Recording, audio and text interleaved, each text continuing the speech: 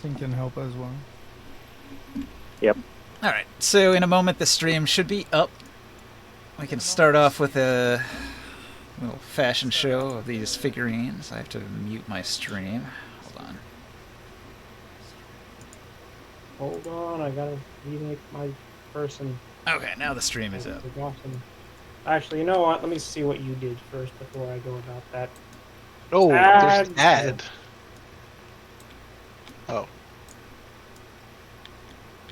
I This don't care desert about gift one the looks English like motherfucker. a I get ghoul off the from. stream. These look like ghouls from. Yeah, I was thinking these were kind of undead looking. Get out of here, Samuel Jackson. So if you look at the source art that I posted a whole bunch of the Gith artwork last week, and a lot of it is like fairly reptilian. Like they have a bit of a beak going on. Makes sense. Now, we're used to the Gith from like Baldur's Gate 3 where they're like fairly elf looking, maybe an upturned nose more than an elf. I mean, even those guys that like lay eggs. Hold on. Little D&D fun fact. Well, it's not really a beak. It's more like a caveman muzzle. Your sword is pretty limited, you know. It is, it is. Like, fun fact, from all available resources, the original population of these guys was probably human, and then the Mind Flayers magicked them to look more like, I guess, what they think that should look like. Yeah, What? they're mutated to be their slaves. Yeah, I was looking for a source image, but I don't have one handy. Anyway, this one's pretty close here. This blue one, this is actually really close to what you see in a lot of the artwork. Sort of a blue skin and a spiny shell armor. Did we get what? Did we get new figurines, or did I misunderstand that? Well, it was suggested to make new ones. That's sort of on you, though. Okay, I did not do that.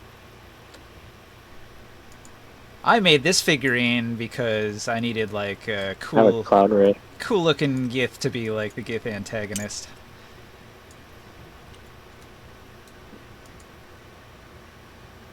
There are not good masks here.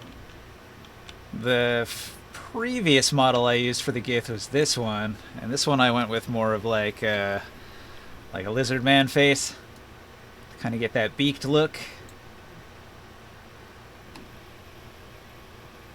The Athasian Gith are supposed to be somewhat primitive relative to their more. Yeah, the newer one. You know, something I got wrong with this is like I don't think they actually have big tails like that. A lot of the artwork I was looking at, they don't have tails, so probably should have left that part off. Put the tail off.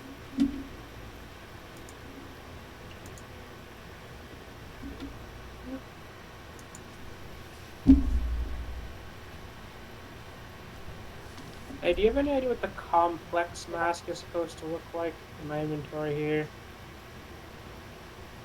I think it's got a description, Definitely right? not simple. It just says that it seals the face and it has goggles. It's probably sort of like a space helmet. Alright, I don't have to do. Something a little bit sci-fi. You got a sci-fi hat? Like one of those helmets they wear in Dune. The Sardaukar soldiers. Have you seen Dune, the newer ones? Yes. You know, the Sardaukar helmets? Like that. They're the dudes in white that come descending from the sky and fight the Fremen. Where's the necklace in this thing? There it is, necklace. Oh, well, I guess I can't put that. Whatever, a basic upgrade's not a problem. Gotta change his posture. So we have not received word from Will or J-Rod. So we might have to go without him. I did a bunch of stuff with Will. So while you were in Ten Pug's Temple, Orin snuck around into some of those side rooms, and while Taurus was caught in the act, Orin was not, and he got away with some stuff. But I was going to leave it up to him to inform the party what he found. Especially considering how it's kind of sensitive. Nobody was supposed to be in those rooms. Deep in the temple, in Ten Pug's Temple. Whose temple? Is there a way to make yourself Bug. slimy in Hero Forge?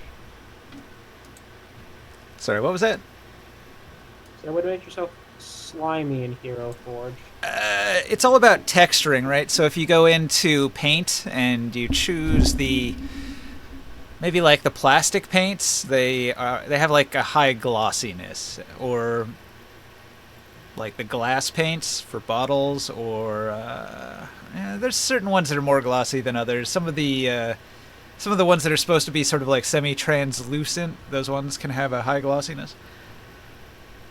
That works for me. You could use metals. The metals have kind of a high glossy.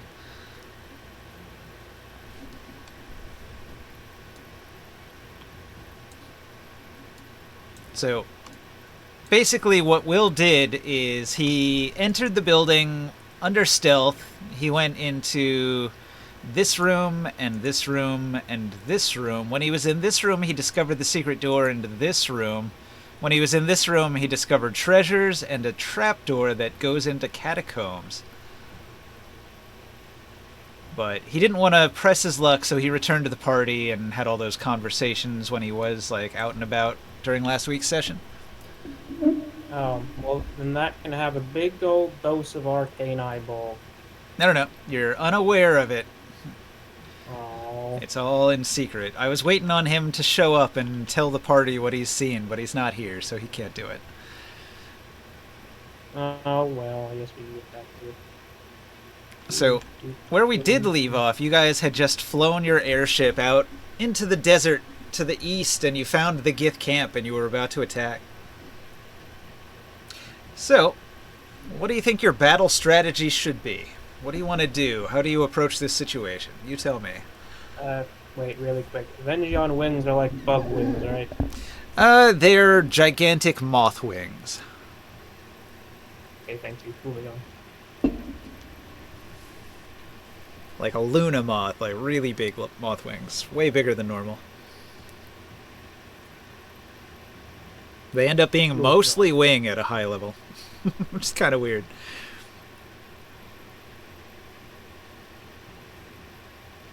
Continue.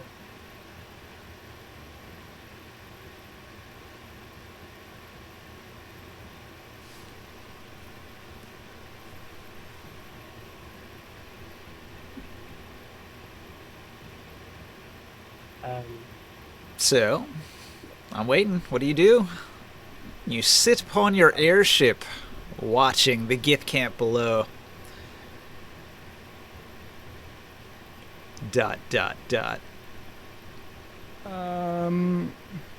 Earthquake. You want to throw an earthquake from the airship. Hang on. Yeah, I'm gonna wake them up. You have to be within 300 feet, right? Yeah, I'm not sure. I think that's a bad idea, actually. Why? He's been itching to use it. I'm pretty 500 feet. Because there's only enemies there? That's why it's a bad idea. Yeah, look at that, 500 feet. All right. I could have sworn we didn't want to do that for some reason, but it's escaping me. The radius is a 100-foot circle, so We were 200-foot diameter. As fireballs, that was not a good idea because they're too spread out. Okay. Oh, so Earthquake's just bigger then. Yeah, and the earthquake covers a much bigger. Well, alright then.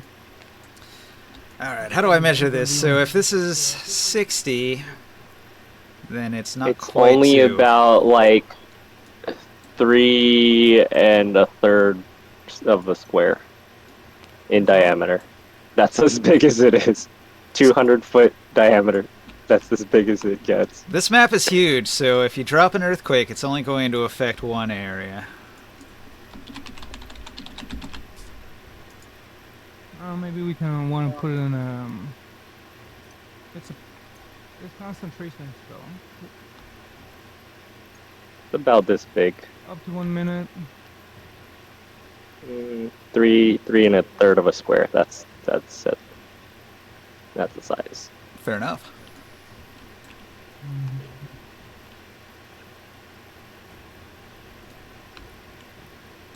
Do we still have that airship model on It the is board somewhere? concentration up to a minute.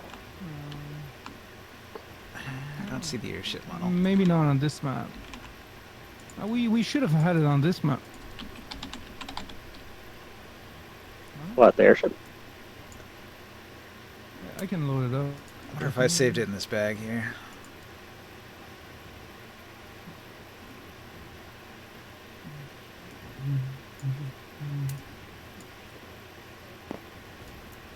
I got it here.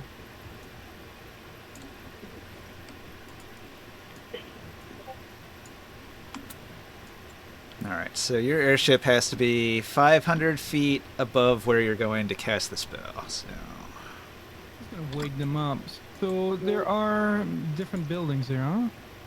oh god, I deleted it by They accident. collapse the buildings on top of them, Damn and they'll it! just be trapped in there. Why did they put the delete button right next to that? Could you spawn another airship? Yeah, give me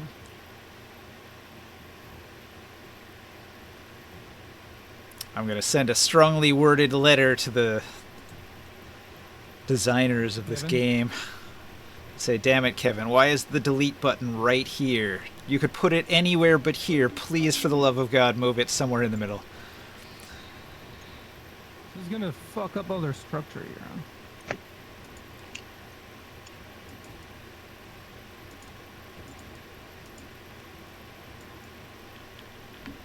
If I hit all these areas, it should fuck up all those buildings, huh? Oh yeah. Big damage. Brandon Mill, and you guys, we can coordinate that as you guys go down, or as we go down with well, I have to use the flying carpet to go down.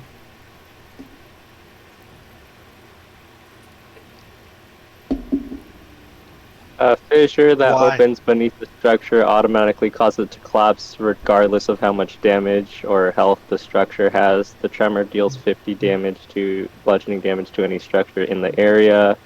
In the earthquake, if the structure drops to 0 HP, then it collapses from the damage. A fissure opens throughout the spell area and it starts on your next turn after you cast the spell. A total of 1d6, such as figure. Each fissure is 1d10 times 10 feet deep and is only 10 feet wide. You don't roll any d10 for the width. Extends from one edge of the spell area to the opposite end. And they have a DC 20 strength athletic check. Or they get knocked prone. To be able to escape. The GM can adjust.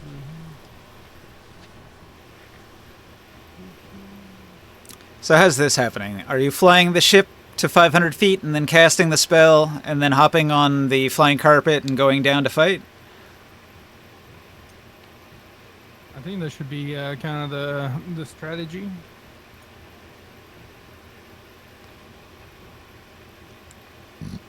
All right. Well, everybody that's going to go down on the flying carpet can put their figurines on the larger flying carpet over here. Who are we fighting again? The Gith. Army of Gith. How have you All right, Oh. even I'm wondering how you immediately forgot that one. Oh, because they weren't on the map. I'm watching the stream. Oh, they are. They're here. I could cast another earthquake on board of these two buildings. They're in there. So, Joe, I didn't put them on the map because this map is huge. It's a 60-foot square map, but Yeah, there I see. there are hundreds of Gith in this area here. Hundreds. They're an army of Gith, and Finally. they've got campfires, so this is like a massive fighting force here. And that's do they why- see us coming. That's why Tenpug's Temple No, is... they're in their houses. Okay, so the way I described it last week is that the Gith are drunk, and they're partying, and they're not paying attention. The guards that are at 1 right here, one of them's passed out, and the other one's about to be passed out, so your ship flew overhead quietly and did not alert the guards. Well, then I want to do something different. I don't want to go Hold charging on in there. before you all rush in there. There's Well, important knowledge. you're So getting. that's what we're asking. The, Yeah, like I we're- was just saying, Taro. Like I was just saying, I want to do something before we charge up in there. right now, this is just Just thinking it through. planning- The planning Yeah. stage. No, I got it. I was just saying. I was literally saying that, and they cut me off. My mistake. Got it. Cool. So one at a time. what I want to do is I want to go stealth and offer Orin to go with me, and I want to find help find like their leadership, and we want to like when we start opening up combat, we go straight for the leaders while everyone else starts just blowing up though. Unfortunately, Orin is tied up. Orin and Junithu are having a good time in the hold of the ship, and he Oh, my bad, bro. he can't come and help you at the moment. So you'll have to play the rogue. I know how that is. My bad. This is. I back why out slowly. I back This out is part- slowly of the room. My bad. This is partially why I keep comparing you to Dracula, because only a guy in that freaking fancy regalia could sneak about with that level of status. Well, also, he's invisible. Yeah, I back out. I back out and I say, I got this. He's trained me well. I should be able to, do this. I let the party know that I want to do the whole sneak down there thing, and I tell them that I'm going to be in a position where I can, start taking out the leadership one-on-one before the whole horde knows. I might have to fight a horde, but I tell them time will be of the essence because I'll be surrounded if they don't, go You through can the have numbers. other people to join you too. Well, you guys don't have stealth and invisibility on demand. This is true. I could try sending the air elemental, but frankly, that wouldn't actually work. Sia has invisibility and flight. Yep. Yeah, but does he have stealth too? I have plus 18 stealth. My stealth, I'm pretty sure it is a... Yeah, Gerard's here. Welcome. Welcome.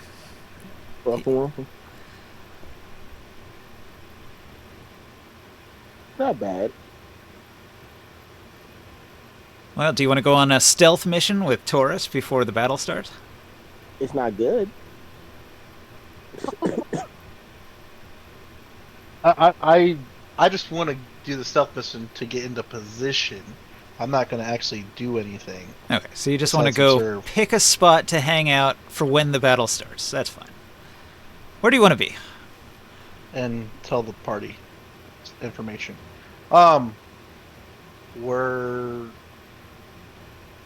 start with one of the camps. I don't know which is the biggest one, or which is the most fancy looking tent. Like has the best quality of tent. I'm not too sure. Well, I'm gonna give you kind of a general idea of where I'm gonna be putting out the earthquake. You probably don't want to be in that area. Gith camp. 6 is probably the biggest tent. Well, not necessarily biggest, but like the Well, okay, prettiest, so like- you have night vision, right? Mhm.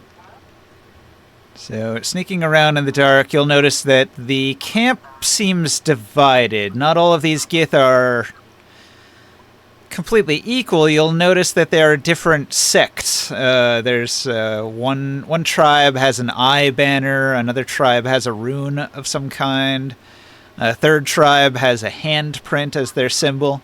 And of these 3 different tribes of Gith, it seems each has their own command tent. One is at 5, one is at 6, and one is at 7. So the hand is 5, the eye is 6, and the rune is 7.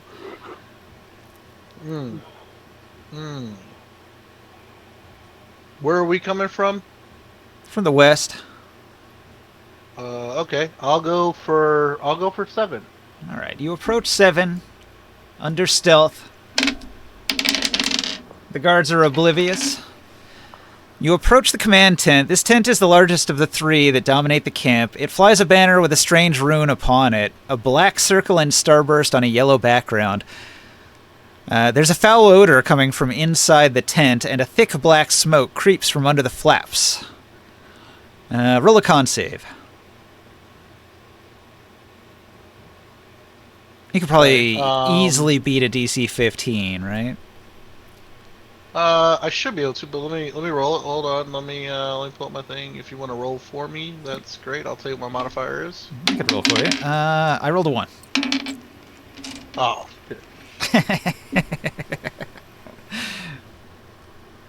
Well, that's great. What happened?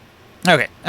It says that the acrid smoke makes you want to cough and wheeze, so I think it made you sneeze. You've had a complication and you have sneezed, and this might draw the attention of whoever's inside. What do you want to do?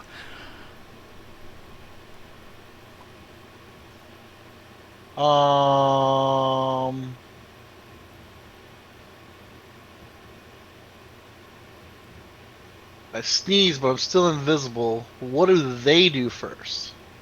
There's like some barks of their guttural language from inside the tent, and a couple of guards emerge from the tent and begin looking around.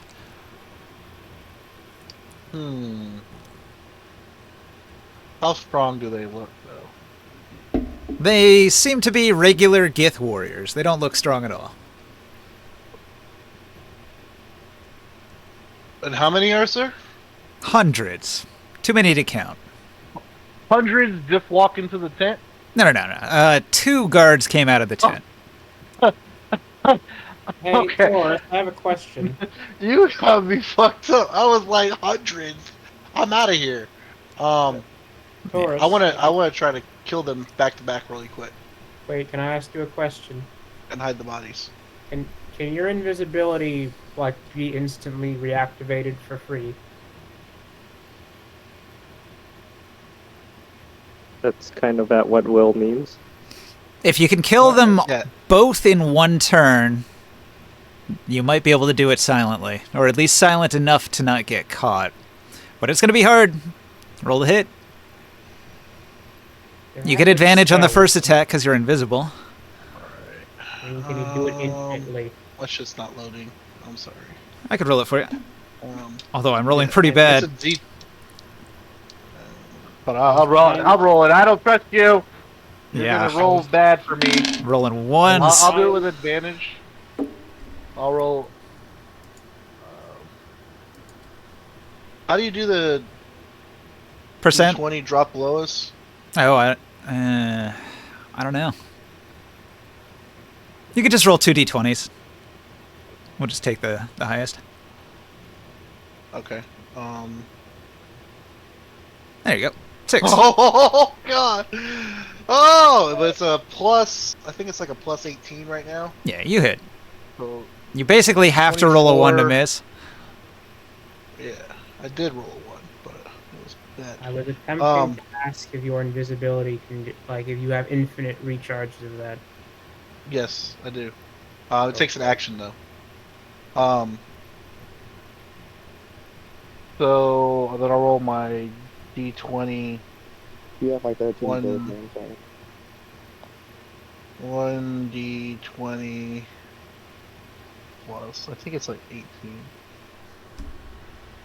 Oh wait, I'm not. Well, yeah, it's 18. I think right now. 36 damage. Okay, so the first- oh, first wait. Gith dies on. instantly. Roll on the second. Okay, I had a little more damage, but it's fine.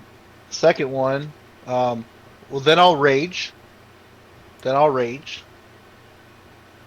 How cool of you, Taurus, to mercilessly murder those poor Gith unknowingly. Didn't even have a chance to give us defend away, yourself. man. A good roguish sneak attack. 8 was the high one, so like a 26 to hit on that one. And it's going to be a 1d20 again. Were you recklessly 20. attacking? Yes. Okay. 25 damage. Okay, so you kill both of the Gith. It does make a little bit of noise killing them, and other guards might come to investigate, but you have a moment. So what do you do? I want to stuff their bodies into my bag of holding. They don't fit. And then Eat them. Eat them. A body's too big to What are fit you into a talking bag about of they don't holding. fit? I'm pretty sure a They're body. bodies. I'm pretty sure a body is too big. You The have to break them into smaller It's a pieces. 2x2. the opening is only like 2.5 feet, right? So like if the Gith is like normal medium size, they're not going to fit in that. But if I split them in half, All right, but you might not have time. Do you want to take the time to butcher them and then stuff them in pieces into your bag of holding? Is there anywhere I can hide them? Like, is there?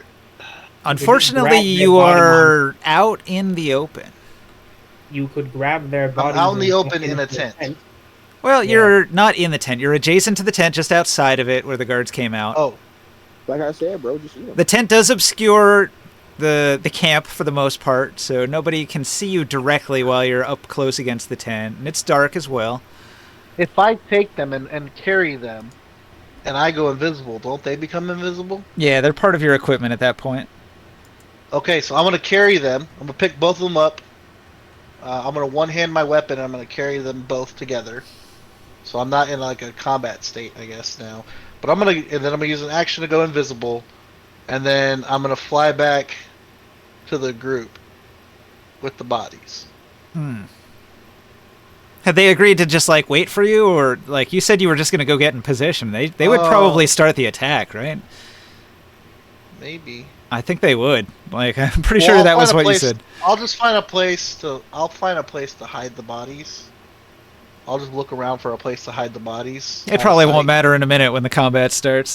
They'll be distracted by the earthquake crushing their buildings. Yeah, but I want to get back in there and get back to my spot. But I don't want them to know that I don't want to sound the alarm yet.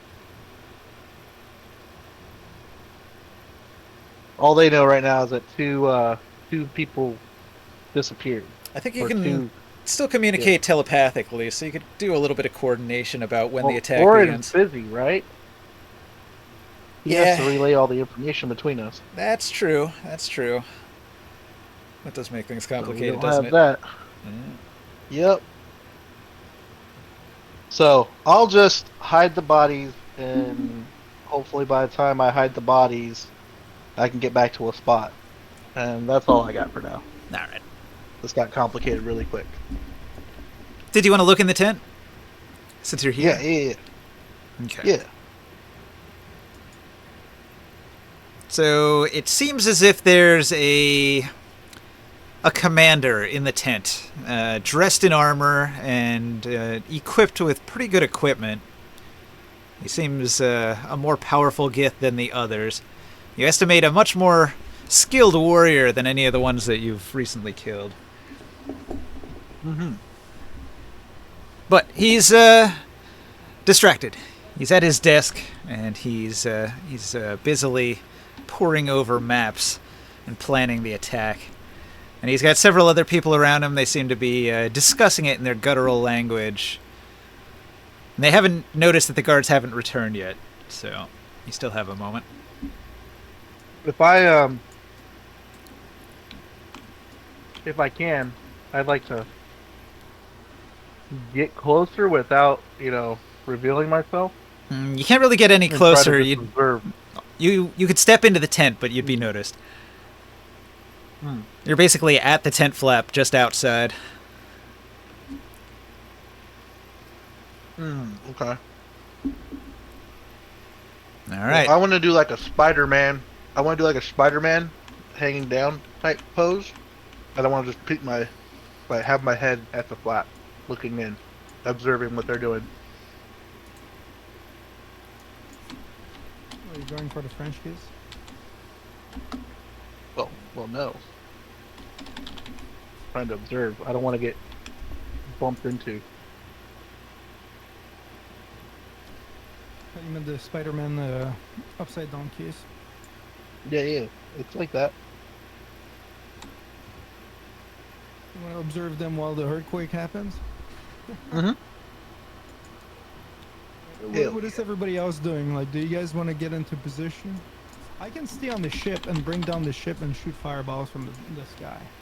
I can have also the ship like shoot like ballistas. I thought we don't want the ship to take damage and stuff. Well, they're ground units. I doubt they're equipped to attack the ship from the ground. I would venture to guess they're not all infantry, man. They probably have some ranged people in there. I mentioned this is an army, right? Of Savage. Well, that's sort of the catch, right? The Gith are known to be savages, but they're under new command structure, which seems way more technologically advanced than the normal Gith are. They had steel weapons, dude. Yeah, with spears and swords. Javelin? Around, you tell us. I can't. Corin's busy. I said you. J-Rod? You there? Jared? Soul? Sia? Yeah, I am indeed here. Hey, you lucked out. You're highest on the initiative. Hey. I never have. So, no, it's- Grimorn is casting his earthquake spell. You can see that he's drawing in all of these tremendous powers from the plane of fire that are going to rend the earth asunder. But it's going to take him a moment before the spell finishes. What do you do? How long did it take to cast? His turn is last. Oh, okay. I just kind of But died. I did inform you guys where it would be, so you don't really want to be. You don't really want your feet on the ground at that area, or be in one of those buildings. Got you. You could get onto the let's- flying carpet if you want to descend into the battle, or you could stay here on the airship. Why is there two circles though? I don't know what the second one is. I don't know. Because I'm making a second earthquake. Why are you guys moving my Oh, circle? you're doing a second earthquake. Oh, we got double earthquake! Are they within bow range? They are That's what I did all the rolls in the chat for already. 500 feet below you, so that's probably outside your bow range. Yeah, it's probably outside my range. 500 feet. I'm just gonna hold for now. Okay. Try to get closer if I can. The Gith Horde does not notice that some of their guards have not returned yet. Morg. Hmm? It's your Okay, move. so I do the earth. I'm doing the earthquake thing over here. So these three buildings are taking 50 damage. I rolled for all of the fissures and stuff already. I made 3 fissures that are 30 feet deep and 10 feet wide. Wait, how's it supposed to? How long are they supposed to be? Hang It on. doesn't say how long they're supposed to be. That doesn't even make any sense. You open 6 fissures. Each is 1d10 times 10 feet deep and 10 feet wide. Doesn't say how long they are, which is probably the most important thing. It says the DM gets the place where they spawn. There you go. How many did you make? I made 3 fissures in the space. How do you know how many total 1d6 such as? Oh, you roll you- 1d6. Okay. Yeah, so I made 3. And then if any of the fissures are hitting the building, they automatically collapse. If not, then they just take 50 bludgeoning damage to the buildings. I don't know how much health they have. You can say whether they collapse or not. Let me take a look. Building 3, according to the guide here. Building 3 is a cart corral.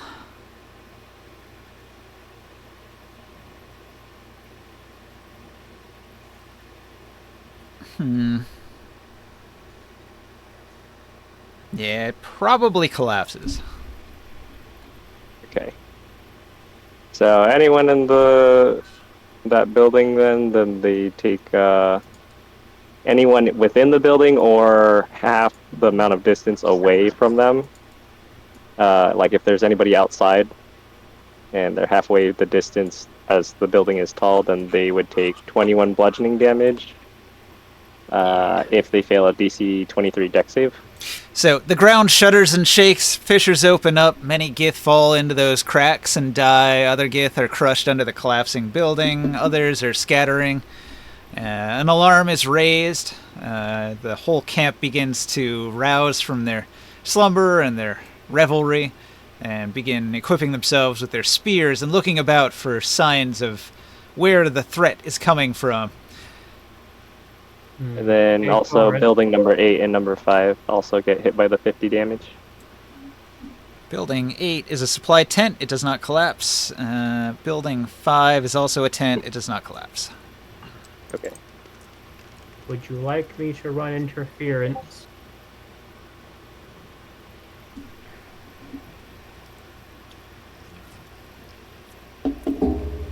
Silence. Do or do not. Interference in what? What do you mean run interference? I don't know what that means.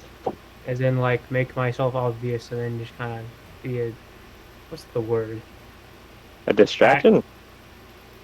Yeah, aggro. Well, you gotta. kinda. Yeah. I mean, we're in the airship, right? You're gonna go jump on the carpet? I can just fly. Ow. Keep in mind, you're Hey, 500 feet up. How far up in Takes the air time. are we? 500 feet. 500. Oh. Just fall Takes time. and then start flying. Oh, right. That is something we can do, isn't it? Yeah, feather fall as a reaction. Yeah, let yourself fall for a while and then start flying. Alright, sure. Let's do it that way. Ninja, do not screw me on this. Counterspell. I think it would be your friends there that would be screwing you if they counterspell. I don't have any NPCs that can do anything. Alright, I'll just head down there. All right. No, you can, we're not gonna counterspell. Couldn't even reach Down it we go. Onto the surface. Looking very conspicuous like.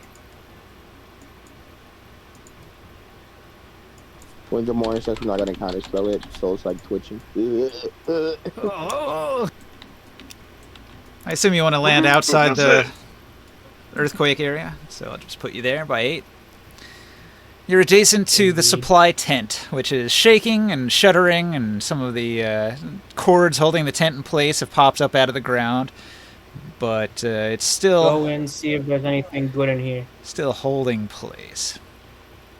Looking into the tent is filled with supplies for the Gith army. Inside are a great number of steel weapons, food, water, burning stones like the ones used in the watchfires, animal hides, and a variety of other implements and stores. The metal weapons seem quite elaborate and ornamental. They all look as though they came from the same master craftsman. Call the air elemental. There's a hole. You see something large in the building here. They have siege weaponry. Oh. It's a bigger hole than I thought. At any rate, I'm taking it. I'm stealing their. I'm having the air elemental basically on recovery duty. Well, there's weapons here. This I guess you way could grab a to couple of steal them. There are Are spears the and weapons small in, like, blades. They're on weapon Are racks. the weapons? If you tried to pick up the weapon rack, Nice. they'd all just scatter across the ground. All right, note that for later then. I have to figure out something else. Anyone in this room? In the supply tent? No, there was nobody in the supply tent. Then I will pass blink on myself. Didn't you already cast? Well, I guess Featherfall's a reaction, so you can still cast a spell. Hey.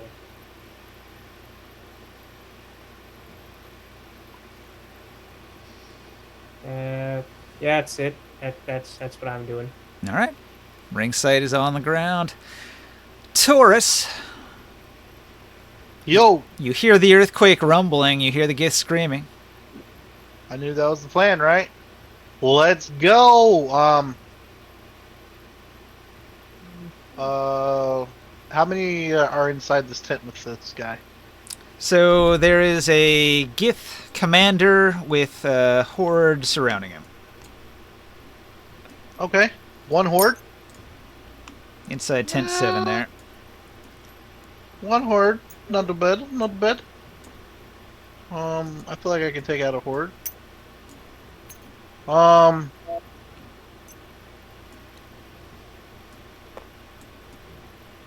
I want to go after this guy. I will, I'm gonna wait to see what he does.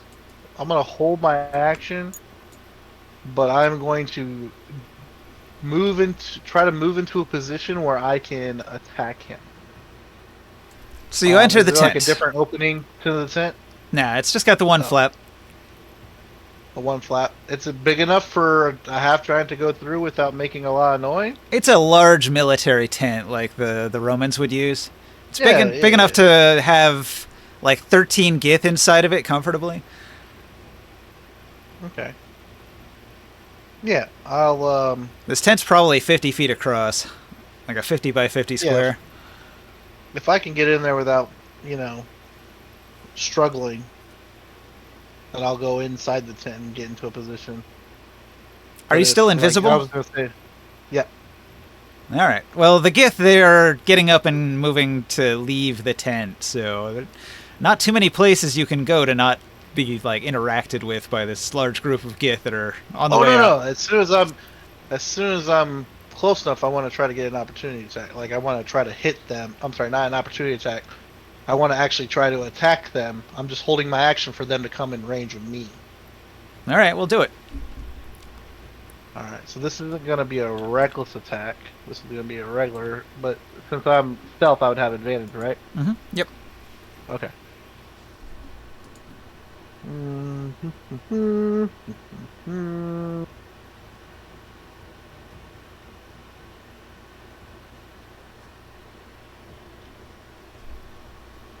I was just raging.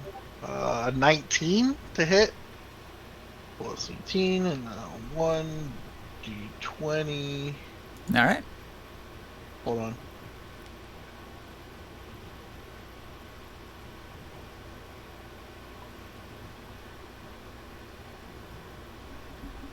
Roll 1 d20 plus 1 d6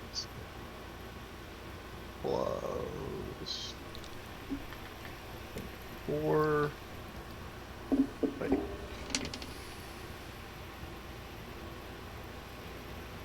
37 damage for the first hit. Solid. And I'll do it like this. 20.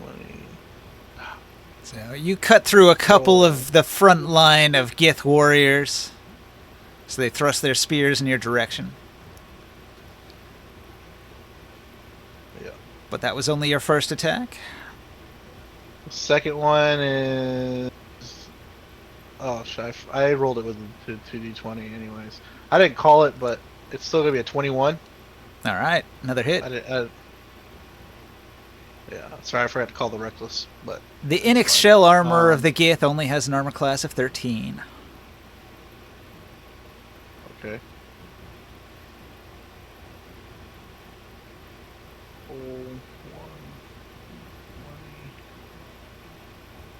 You guys feel like we're bullying these creatures. 37 to hit on the second one. A solid hit. We'll We'll I was see. already raging. That'll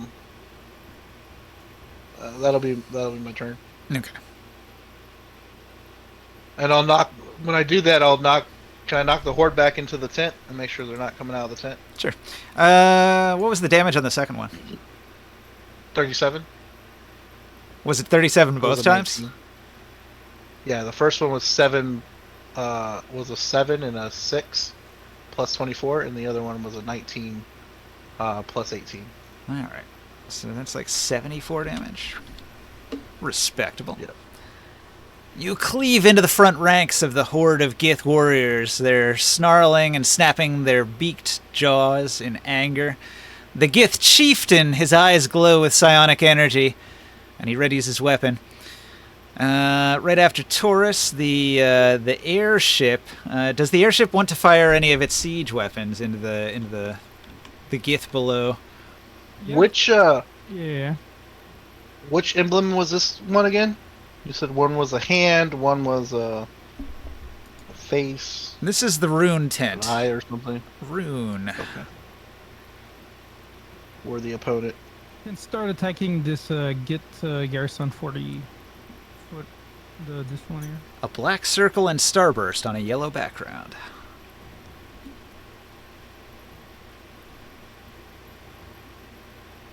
So these Gith are not visible. They're inside Okay. tent 7. They will attack 10-7. Oh my god. You better have good reaction, Taurus. There's a bunch of ballista bolts and mangonel shots coming your way. What? Why would you shoot at this You're one? in that one?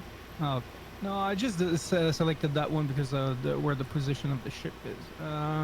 Can we do this one then? This one here? Nah, it's too far away. You could target 8 or 9, maybe. We'll do 9. Okay. 9, a meeting tent.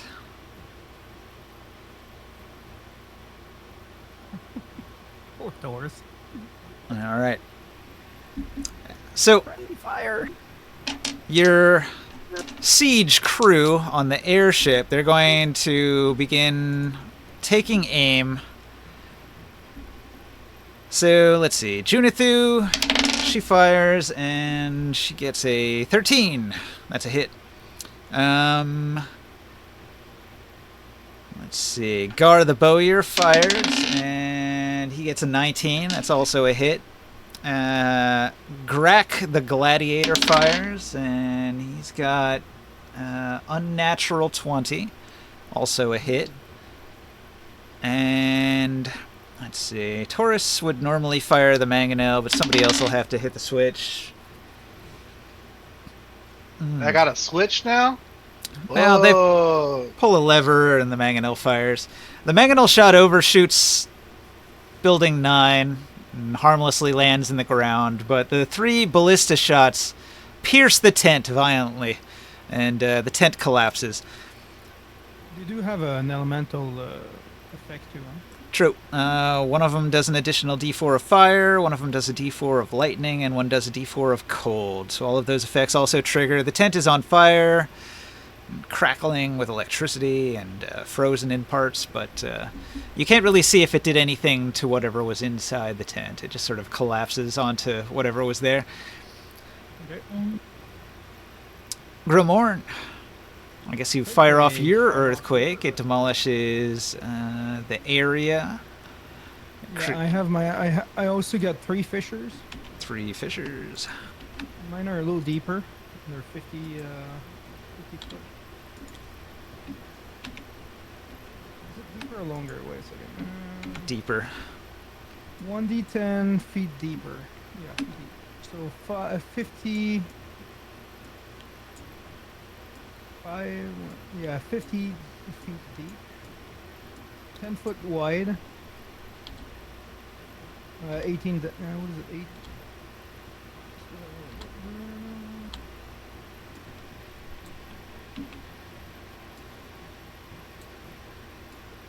Massive cracks in the ground open up. The surface of the earth ripped asunder, sand flying everywhere. Gith being sucked down into 50-foot deep pits where their bodies are crushed by the earth. It's chaos they below. They have to do a D20 strength athletic check as an action to escape. Okay. So back to the top. Orin rolls a 8 Constitution save. He runs out of endurance, and Junithu is disappointed. Sol, your move.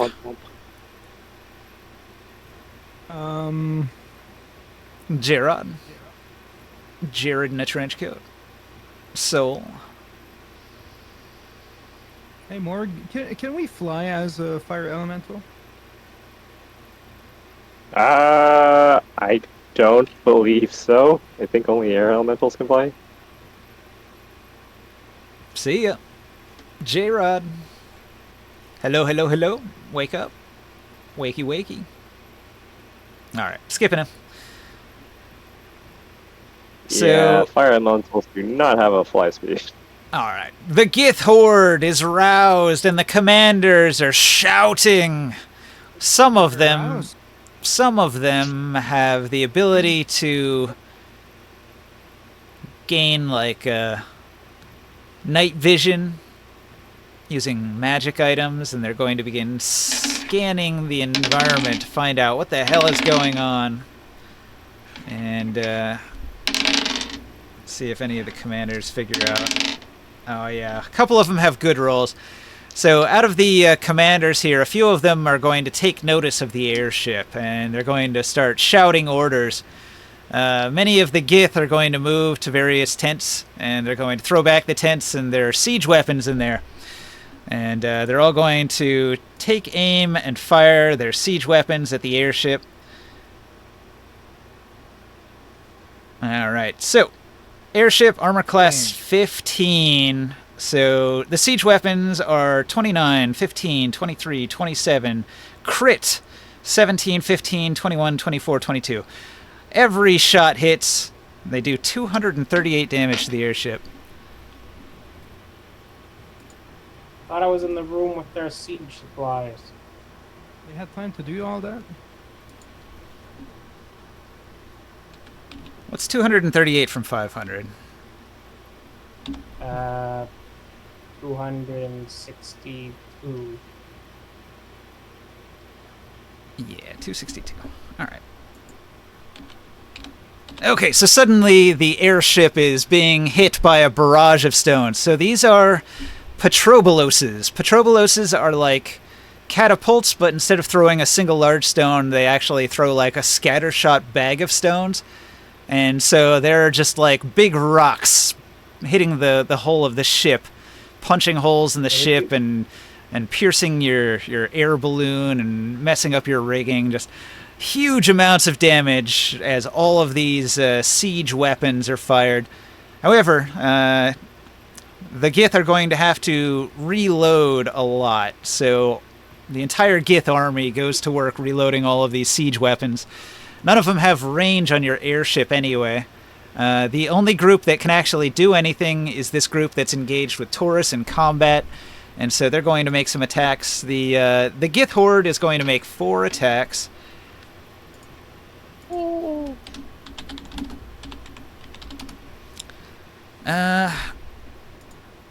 Let me look here. So the Gith Horde, they have 23.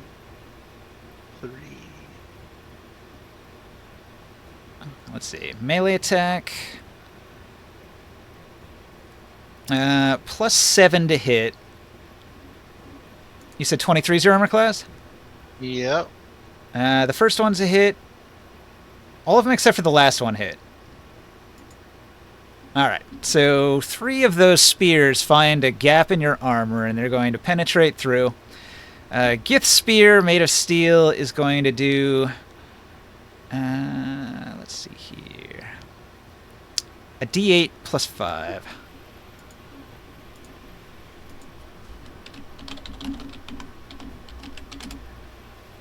Okay, so you take 30 damage, piercing. You can half those, so let's see, what was that? We'll just half it to 15. That's probably the easiest way to do it. And then, in addition to the 4 attacks from the Gith Horde, the Gith Commander is also going to make an attack of his own.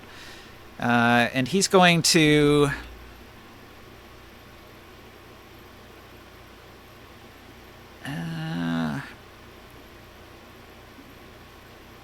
He's going to action surge, and he's going to attack you 4 times himself.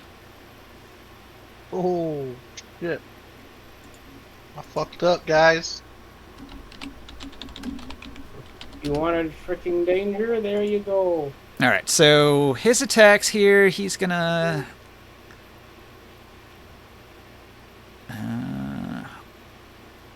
He's got +9. So First one doesn't. Second one doesn't. Third one does. I think only the third one hit you, Fourth huh? one doesn't. Yep. Ooh. Wow, he missed you with a bunch of those shots.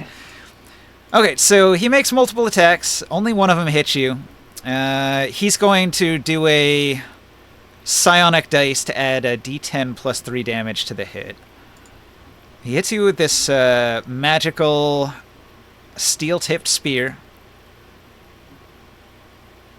It does a d6 plus 3.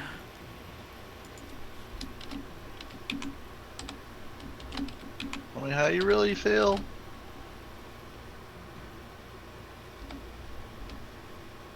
Oh, damn it.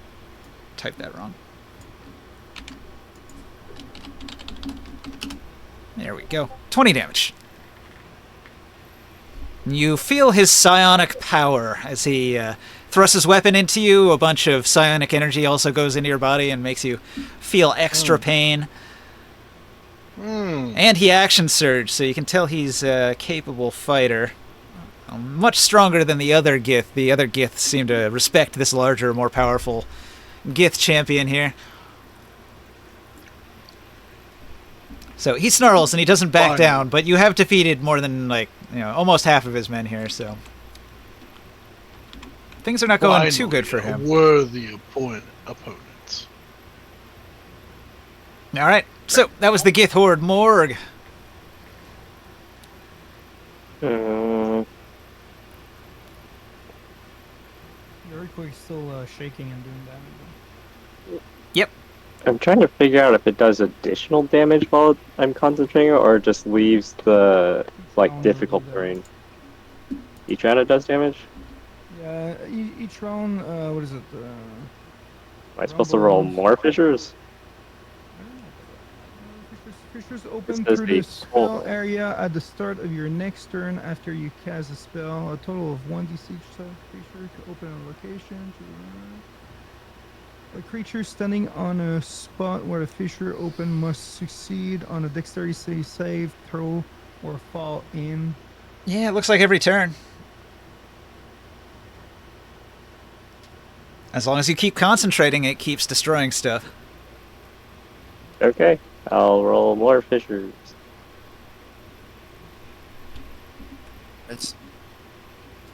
Yeah, I heard a will. Alright, 4 more fissures open up. And this time they are 90 feet deep. Nice. All right. Massive destruction ensues. The ground rips open. Many of the siege machines are sucked into the ground and destroyed.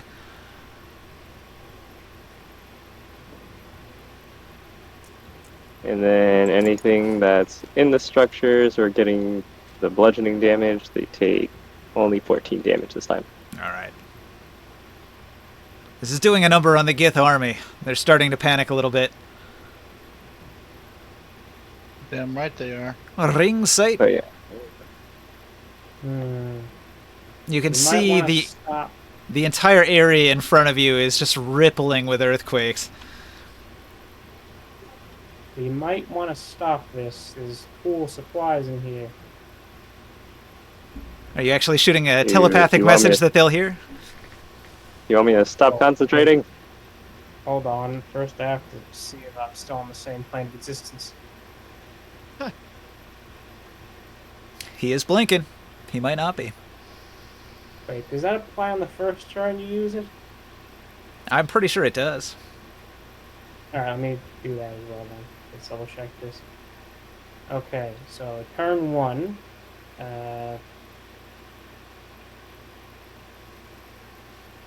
Okay, turn 1 I end up in the ethereal plane. Anything interesting in there? You're in the ethereal plane, but you're in an expanse of desert where not much ever goes on. So there's not too much in the ethereal plane here, except a similar expanse of desert. Okay. And then turn 2. I am still in the ethereal plane. Don't you come back momentarily and can do stuff, and then you roll to see if you go back? Or how does that work? Let me double check. Sooner or higher, you finish. Okay, at the start of the next turn, you return to an occupied space within 10 feet of when you vanished. Alright, so I am back, and then I will disappear again. So, telepathy. We might want to stop the earthquake. There's useful equipment in here. It's starting to get out of control.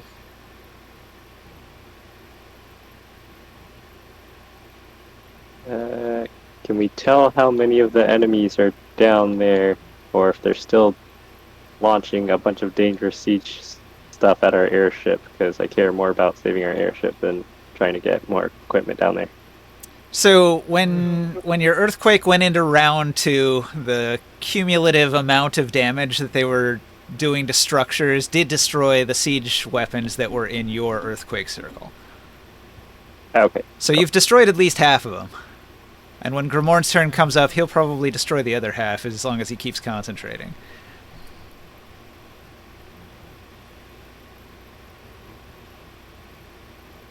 We're just gonna go for the scraps. Well, anyway.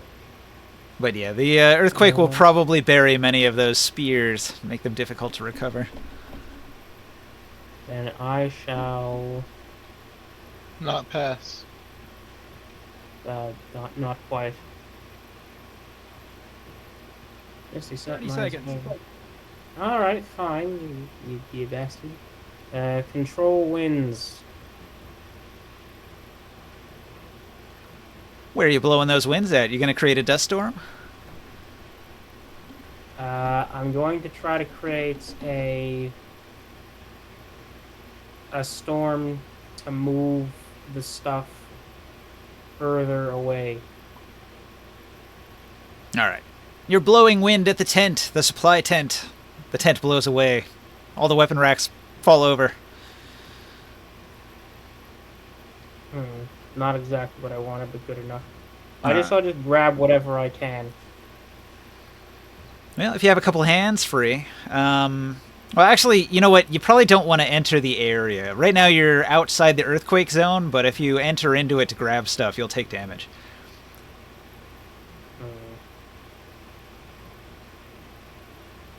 Oh, well. Everybody's working for the weekend. Okay, Taurus. I'm in. It's you versus the champion elite Gith, the psionic I have warrior. a few more of his horde left. Yeah, you killed like 4 of them. He's got 6 left.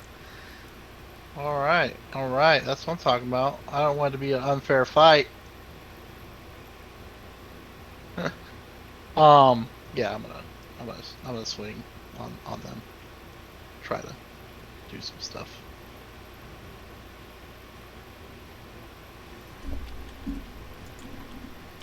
Where's that figurine sorry. at? I need to rolls.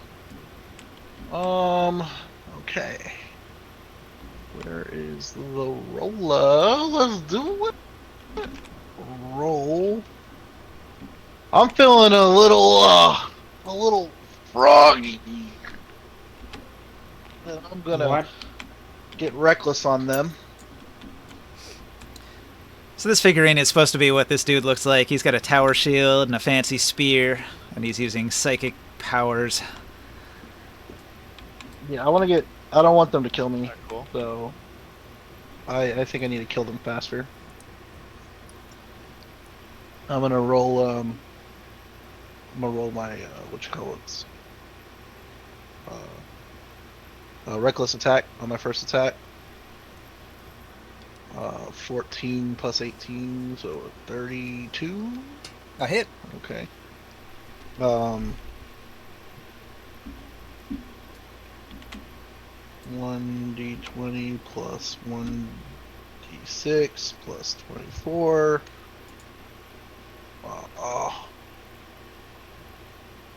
Roll.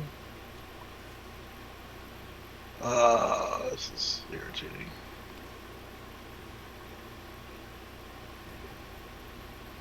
Nice. Okay.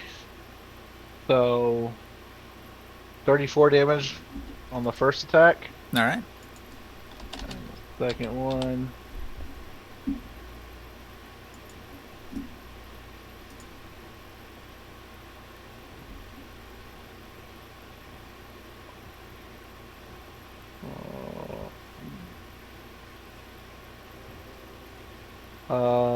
Uh, 13 plus 18, so a 31 to hit. Another solid hit. And You basically don't want to roll a 1. They only have armor class 13. yeah. And that's going to be a 36. Yeah. That would Marg be or good. Ringsight, can you help me in the chat Can I help you what? with a recap in the chat? So yeah, 36 damage, 34 damage, and 36 damage to the horde. Where? And I will my bonus action. Oh man, I forgot. I took Great Weapon Master. Fuck. I could have taken a -5 to hit. For plus 10 damage. Fuck. Oh well. Yeah, that's all I got for now. Okay, so after those 2 hits, the horde is defeated and disperses down to just one surviving Gith fighter standing next to his commander here. So they're sort of side by side, fending off against you. The rest of the horde is defeated, so now it's just an individual pair. All right. So the army broke and ran. No, this is They're a gonna squad. make a morale check pretty soon. So on the airship, all of your siege weapons are being reloaded. Chris, what do you do?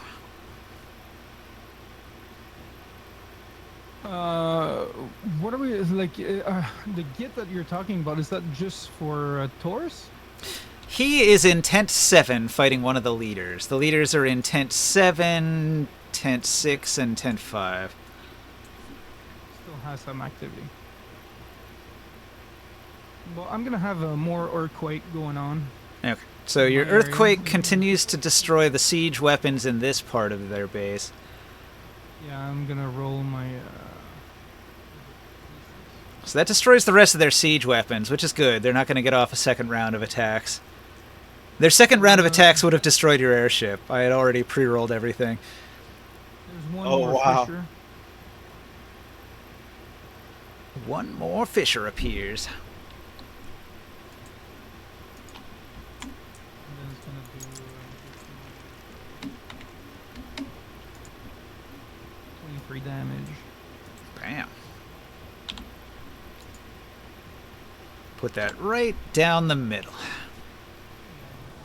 Area. Yeah, about anything that's in the area. Siege weapons are being damaged. So the siege that we're shooting were coming from those areas that we had the earthquakes. The siege weapons were scattered all over the camp. They were underneath tarps, keeping the sand out. But the earthquakes do almost enough damage to destroy them. By the second round, it's pretty much guaranteed that they're destroyed by the second round of earthquake. I should still move the ship now.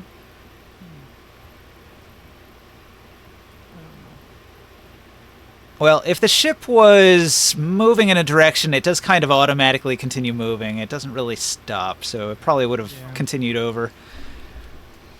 Yeah, we're kind of circling. And so should we start going down, Morg? It's probably not moving very fast, but it would have kept going in this direction at least. We should start moving down more now with the flying carpet. Yeah. Why does the carpet say it's 120 feet up in the air? Yeah, that's an old note. Yeah, we're gonna Oh, just start going down with the ship, the flying carpet. You're going. The ship's going down. What? No. They're Good. hopping on the carpet and descending. The ship's staying up there. Oh, I thought the ship was dead. No. So, Well, I mean, it's half dead. It took a lot of hits. can we hook to the carpet? Oh no, that's a bit dangerous. They'd fall with us and then start flying when we get close, but that's fucking that's crazy. We're gonna kill ourselves if we do that. Yeah, pretty much the only survivable way is Featherfall. Yeah, we're gonna go down full speed with the carpet. Okay, double move. It moves 60 feet. Yeah, we're gonna rush down with the carpet. All right. Oren, you're in the hold of the airship.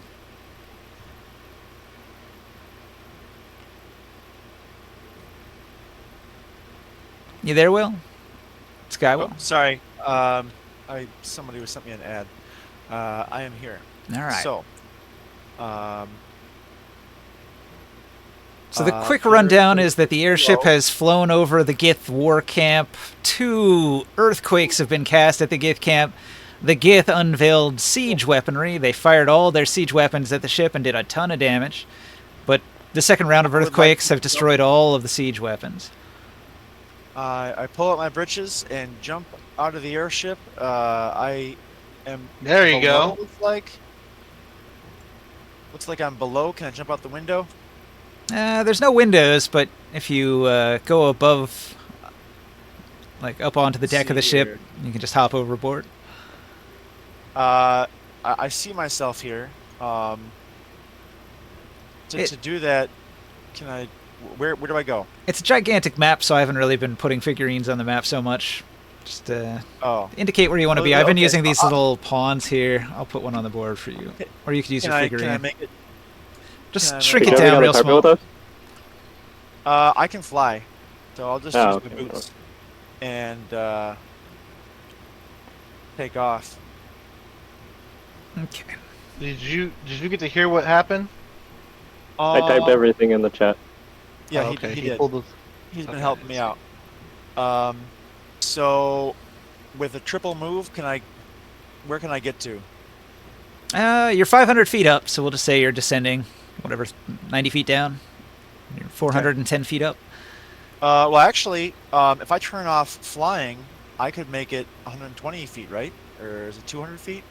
I thought the rules were that you just instantly hit the ground. It's kind of bad. No, I don't think that's the case. I think you hit a max terminal velocity, and with 500 feet I up.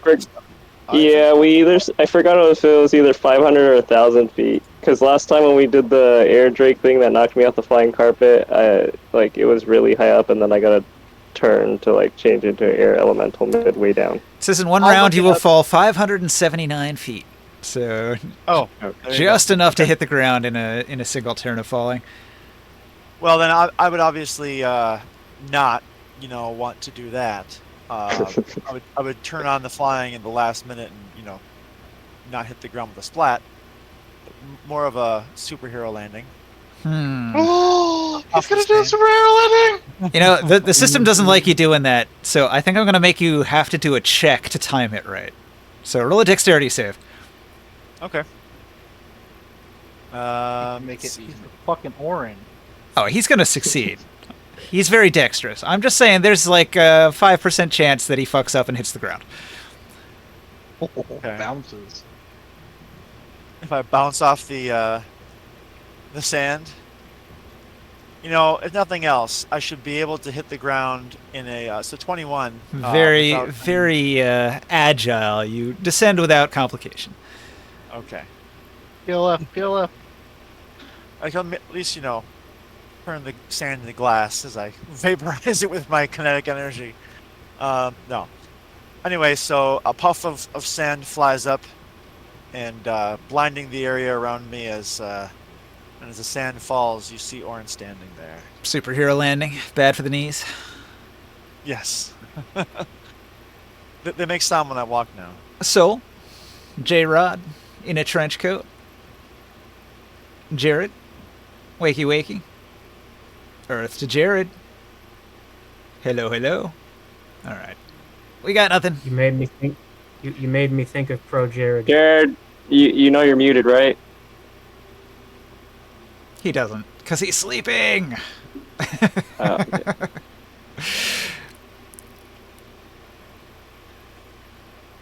Gotta get that kid some medication for his narcolepsy, you know?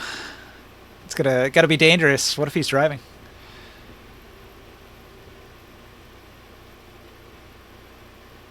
Alright, so the Gith Horde rolls a morale check. And they roll a 7 and they fail miserably. Alright. I tried calling him. I did a separate call. The Gith armies mostly scatter, but there's a Gith leader here, and there's a Gith leader here. And each of those Gith leaders has their own unit that they're in direct command of, and they're able to maintain control over their direct underlings, even though most of the army is fleeing. So these are basically the only horde of the Gith warriors that are staying to fight right now. All the other ones are in full panicked retreat, fleeing into the desert in every direction. So these two units, they're... We're gonna have the troops from that village, from the temple, to kill the stranglers, the ones that are fleeing in the desert. Let's see. Hey, Will, are you visible right now? On. Oh. Sure. All right.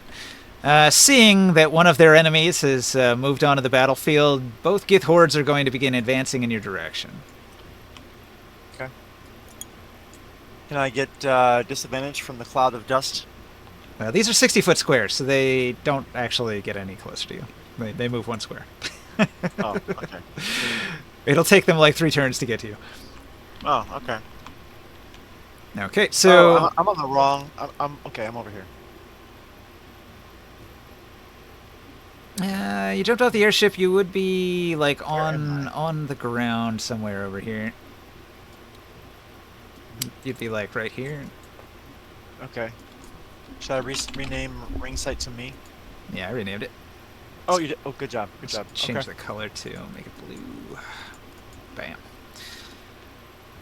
Okay, gotcha.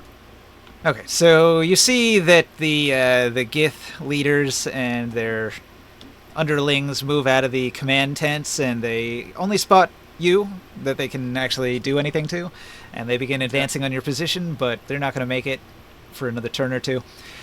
And the rest of your allies are descending from below, or from above, and they can see you below them there, so they could probably lend a hand as well. I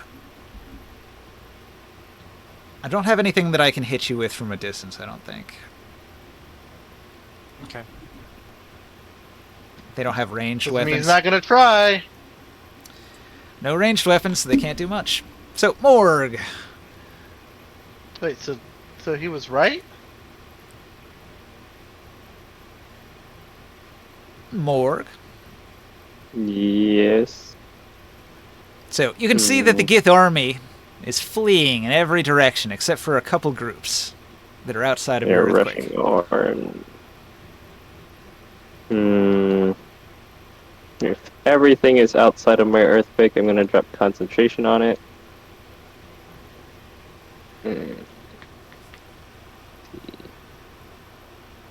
What do I do? Call lightning doesn't work here. Everything's too small.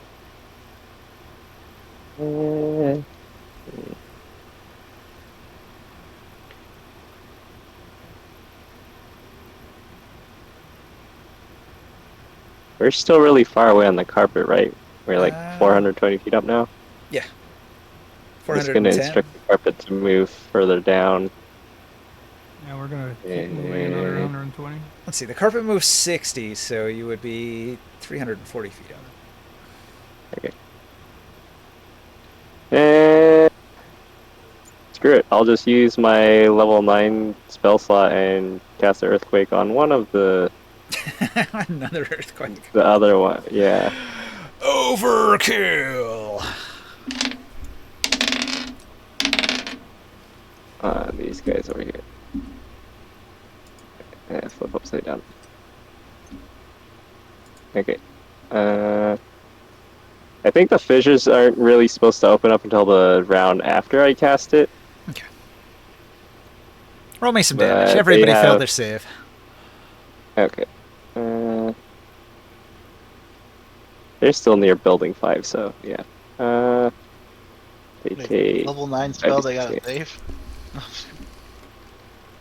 Well, they failed their save. It's like Uh, a dexterity save against rubble and earthquake damage. I'm just giving you a hard time. 20 bludgeoning damage, and some of them are like pinned under rubble and stuff now. Yeah. They have 16 hit points individually, so 20 is enough to kill every Gith. Except for the leader. Okay. You got this, Orin. You'll be Yeah, fine. We're okay. coming to save you.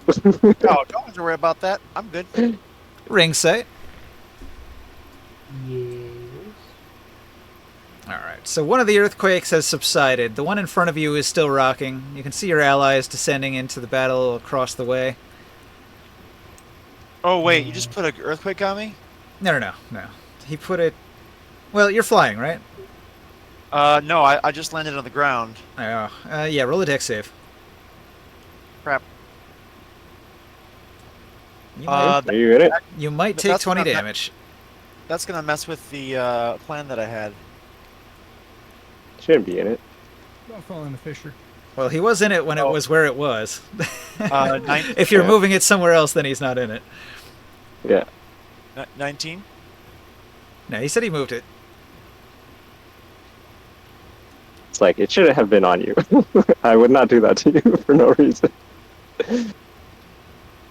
He probably just didn't notice you were there because it's like this figurine instead of your regular one. Yeah. No, I think it was like the height that made it look like it was covering that spot, but it wasn't supposed to be. Nah. Like, Was it flipped like this? yeah. Yeah, that can. And it was also on top of the Gith figurine, so it made it look like it was higher. Yeah, it can make it look weird. Yeah, I don't.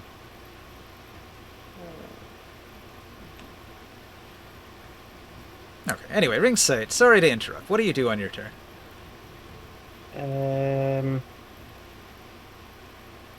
Hmm.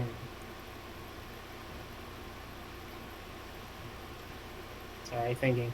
And the earthquake won't We- affect you if you fly over it. So if you want to move across here, you'd be able to. Is it still affecting the tent with all the cool stuff in it? It is. Right. Alright, well, I can't do much about that, can I? Do you want to fly towards it? So that when Wait, the which earthquake one's the goes away, you'll be chemical nearby. I want to think, are there any sign of the proper gift, the aliens? You might have to wait until after the battle and look over all the corpses to try to identify differences. Currently, they're not hanging out for you to check them over. They're all either dead, half buried in the earthquake, or they're scattering into the desert. Are there any choice items amidst the cool stuff room? You're a little too far. It's about 100 feet away from you. Alright, I'll just fly closer. Okay, so you spend your turn doing a double move to cross the 60 feet from here to here. That puts you closer to the tent, which is collapsed with a pile of things underneath the collapsed tent. All right, Taurus. Mm-hmm. Also ethereal now.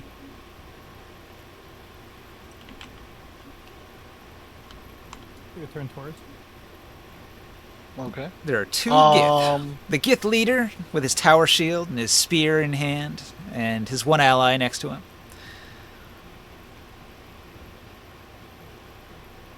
I'll go for the next attack. How bad did they hurt me? Their turn. The Gith warrior hit you for like 20 some damage, I think. Okay, cool. That's not the thing I you do. He used a psionic strike to add psychic damage to the hit. There's just the one warrior and then the commander left. Yeah, you killed the horde, and when the horde breaks, it just leaves like one unit left Boom. behind. That's gonna be a nat 20. Were you hitting the regular one or the sergeant? That was the regular one. Yeah. Okay, so you're gonna flatten that one. Critical hit. Yeah. Well, it's a brutal critical also, so it's Yeah, don't even bother rolling. He's dead. yeah, but his excess damage can cleave, right? Yeah, I guess so.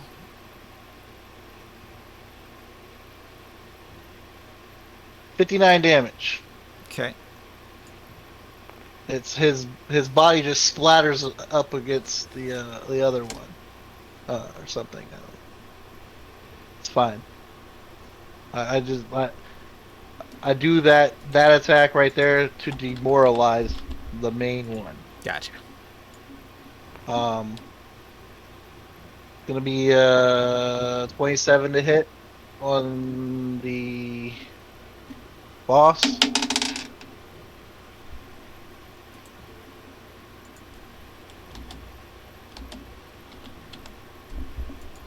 And 28 damage.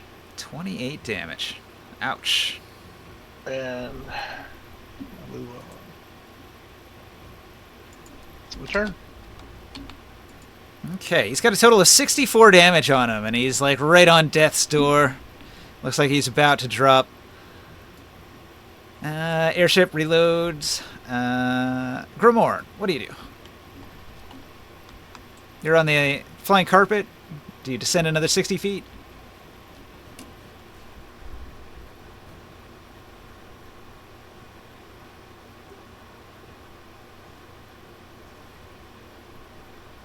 That'll put your flying carpet at 380 feet up. Is the flying ship able to shoot Nah. ballistas yet? I think it takes several turns to reload, doesn't it? The reload time on your ballistas is loading 2. Yeah, so they So would have had one. they fired, and then they reloaded, and then they reloaded, and then next turn they can fire again. Okay. And what height are we now? You are at 380 feet after moving twice. No, there's not much left. There's nothing left in that zone of earthquake. Though. Well, the tents are flattened with whatever they had in them underneath it.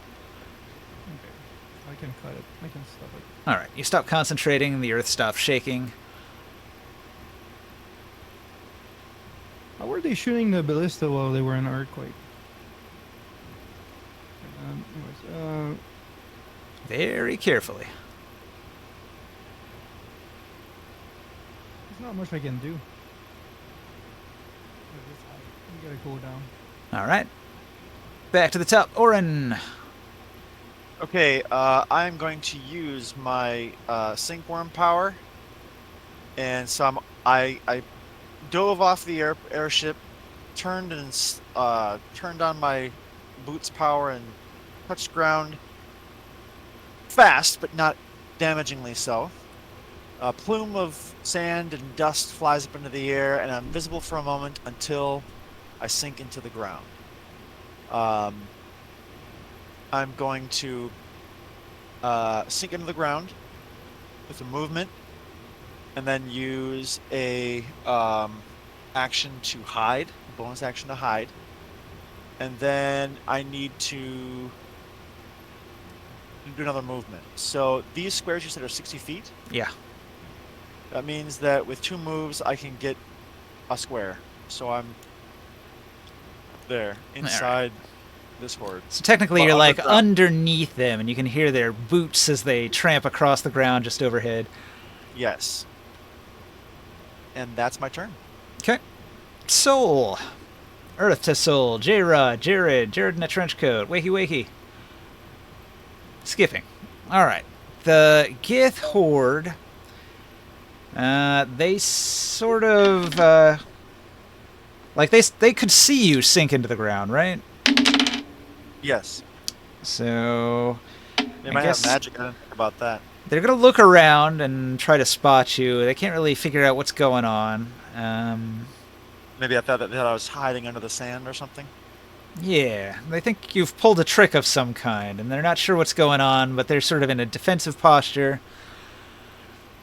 I'd be pretty confused too if I was at a military encampment when suddenly there were 2 massive earthquakes and a series of demons showed up murdering everyone. The Gith sergeant barks a couple orders at one of his men, and that Gith goes running off into the desert to the east. Okay. Wait, is Do he? I, Is do by I me? know that? Well, no, I'm off in the ethereal realm. Never mind. Is that by me? He Okay. runs one space this way, so he's like right here.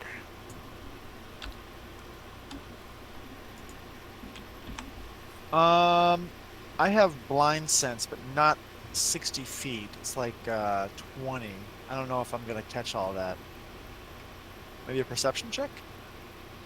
Yeah, you can't really discern the difference between like one Gith out of a dozen. That's fair. That's fair. All right, the Gith sergeant, he tells his men to take up a defensive position. The Gith horde is going to do an action.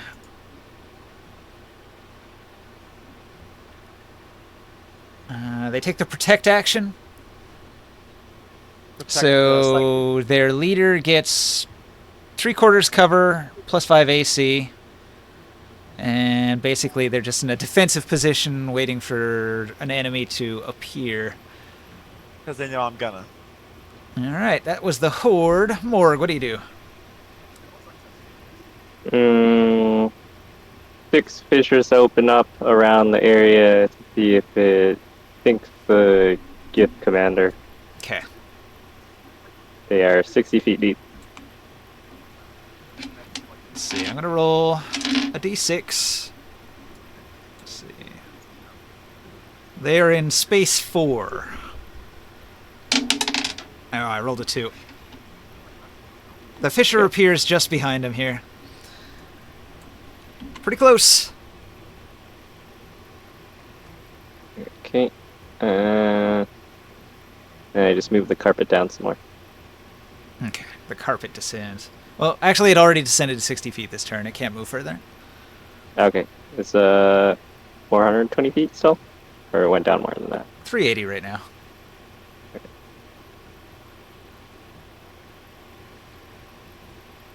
Alright, that's all. All right. Ring sight. Yeah. You want to go into the tent? Dig for spears? Yeah. All right. You drop back control when there's a waste. You climb into the tent. You find some of those fancy masterwork spears laying all over the ground.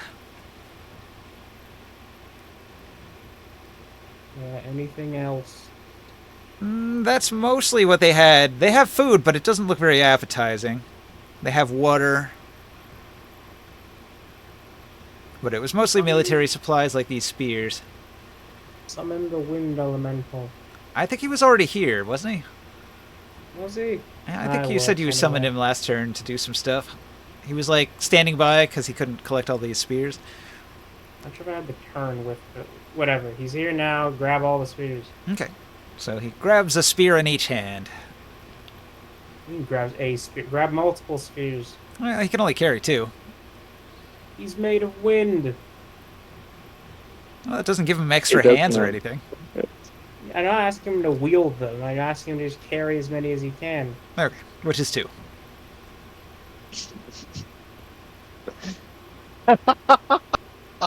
Ninja, how many brooms could you carry if you were like just kind of hugging them all?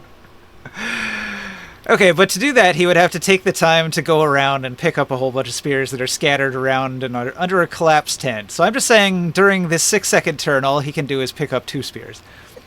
All right, then he can pick up more later. For now, I'm gonna move out and see what I can see from a more elevated position. All right.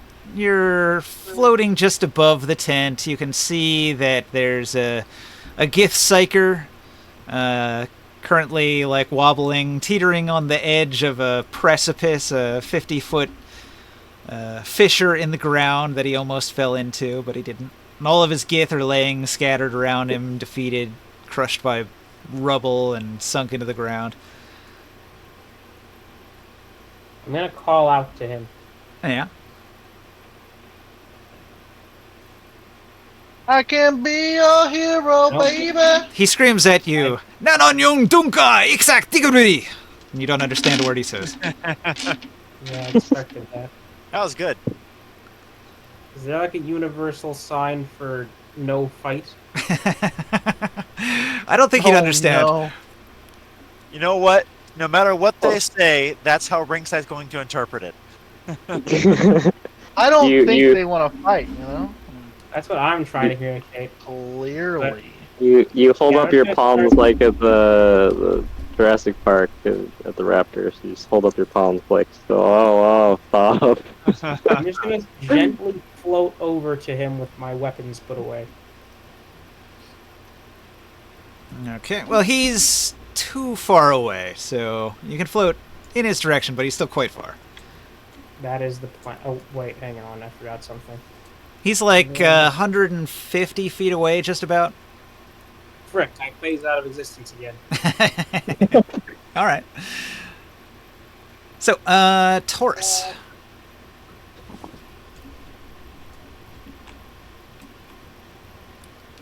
Your opponent stands before you, bloodied, battered, and beaten with just 6 hit points left. He can barely hold his weapon up. I asked him, do you yield, first of all? Because he was fun to fight. He doesn't understand. So, he doesn't understand. Oh, What is wait. he Actually, no, this one does speak common, because he's a high-level Gith psyker, so he actually does understand your common. Does he speak primordial? Are you telling him to surrender? I said, do you yield? Yeah. I'll roll a morale check. Let's see. Yeah, he failed his morale test. All right. He kneels. He kneels. I Taurus tell breaks him his head to off throw anyway. down your. No, I tell him to throw down his arms. Yep. He gives up his spear. Cool. I'll take my my Cyclopean pick that has a chain on it, and I'm gonna chain him up with the iron chain. Okay. And You take yourself a prisoner. I'm going to tie him to myself and bring him with me, and I'm going to I'm sorry, and then I'm gonna bring him up to I'm gonna bring him up to the airship. Okay. We've killed everybody else, so they've all started scattering and stuff, right? I'm going to move you 1 square to the east towards where the airship is. There are like 10 Gith left. Yeah. I'm taking a prisoner. We're gonna interrogate this guy. 10 out of 250. That's pretty good numbers. Yeah. And I if anyone tries to like attack him or something, obviously he's a prisoner. But I put myself in the way and say, no, he's mine. All right. Does the airship want to fire its siege weapons at somebody? You can fire 3 ballistas. Is there a safe spot? They can fire at the Gith below them. Yeah, let's shoot at him. All right, 3 ballista shots. Pew pew pew. We got the first one hits. We got the second one hits, and we got the third one's a miss. So the Gith captain takes 2 ballista shots, and let's see, that's going to be 8d10. Plus, what, 2d4s for elemental damage? He takes 37 damage. Impaled. Ugh. He's going to use a reaction and his psychic powers to reduce that by 8. So now he's at 49 damage. Okay. Getting hit by multiple ballista shots has pinned him to the ground. He lets out a cry of pain. He's almost defeated, but not quite. Earthquake is gonna take care of that. I'm just gonna keep on flying down the carpet. It's still too far. Okay. He fails his dexterity save. He takes the earthquake damage. What was the damage? 5d8. Oren. Or no, 5d6. I'm not damaged. I'm not. No, sorry, Morg. It's your earthquake. Oh yeah, that's right. It's his earthquake.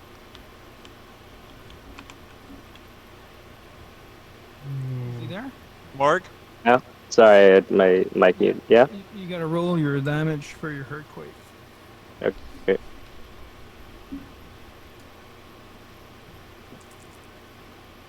The dude fell, so he's gonna take a 17. 17 damage. Okay.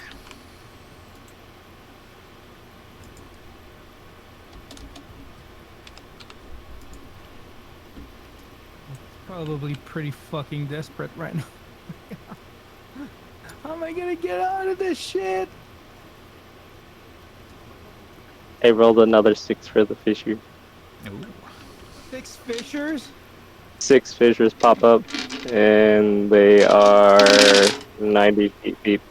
So if he falls in, he takes the 9d10 falling damage. Okay.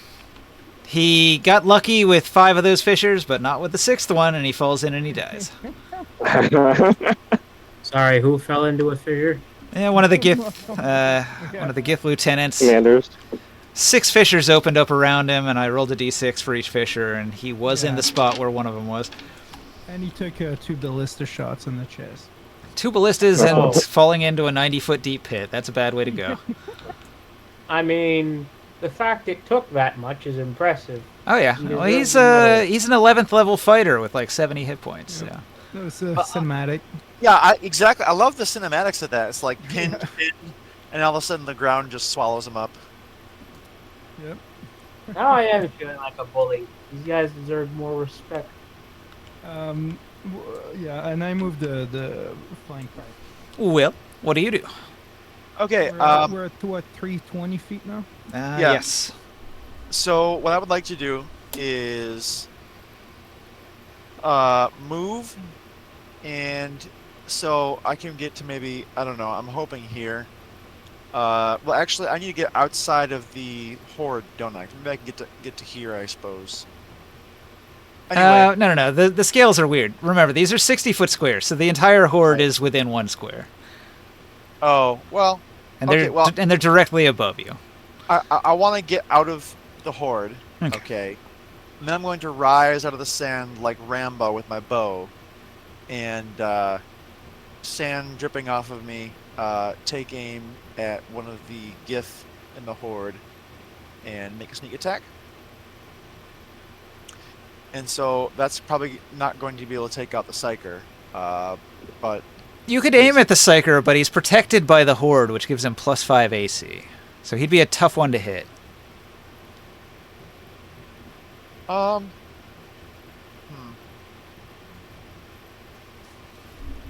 So if you aim at the horde, it's AC 13, but if you aim at the Gith Sergeant inside of the horde, it's going to be AC 23. that's pretty challenging. But you know what? I'll go for it. So See if you can thread the needle past all of his guards and his tower shield. I'm gonna plan on throwing a dice at this, but let's just see what happens. So that's a 23. That I hits. hit. And this is going to be. Oh wait a minute! I have the dart. I have the gray steel dart. I was just thinking of the cinematics of Rambo. Whatever. I said the bow. I'm doing the bow. It was what? D8. If only you had the exploding arrows from Rambo 3. Yeah, right. I think that does it. Can you even throw the dart 60 feet? Yeah. They have a range, don't they? That's the maximum range of it. I think that's everything. Pretty sure those darts had an extended range for a thrown weapon. 42. 42. Nice. So that's going to be my hit against the Psyker, and then I'm going to bonus action move back onto the silt, or not sand, sand. I would like to, however, do I get a chance to see that there's one running away? What's your passive perception? 20? Yeah, you could see him. Okay. Well, I notice him and then run down beneath the sand again. And that's going to be my turn.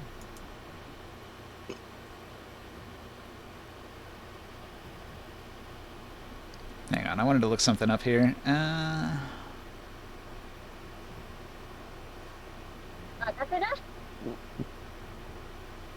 Alright. So your critical hit, or not critical hit, but like your sneak attack, it did enough damage to cause a wound to the enemy here. Oh, this is Grit and Glory? Yeah, it's a Grit and Glory rule. So, massive damage causes a wound. So he takes an extra point of damage every turn from bleeding out.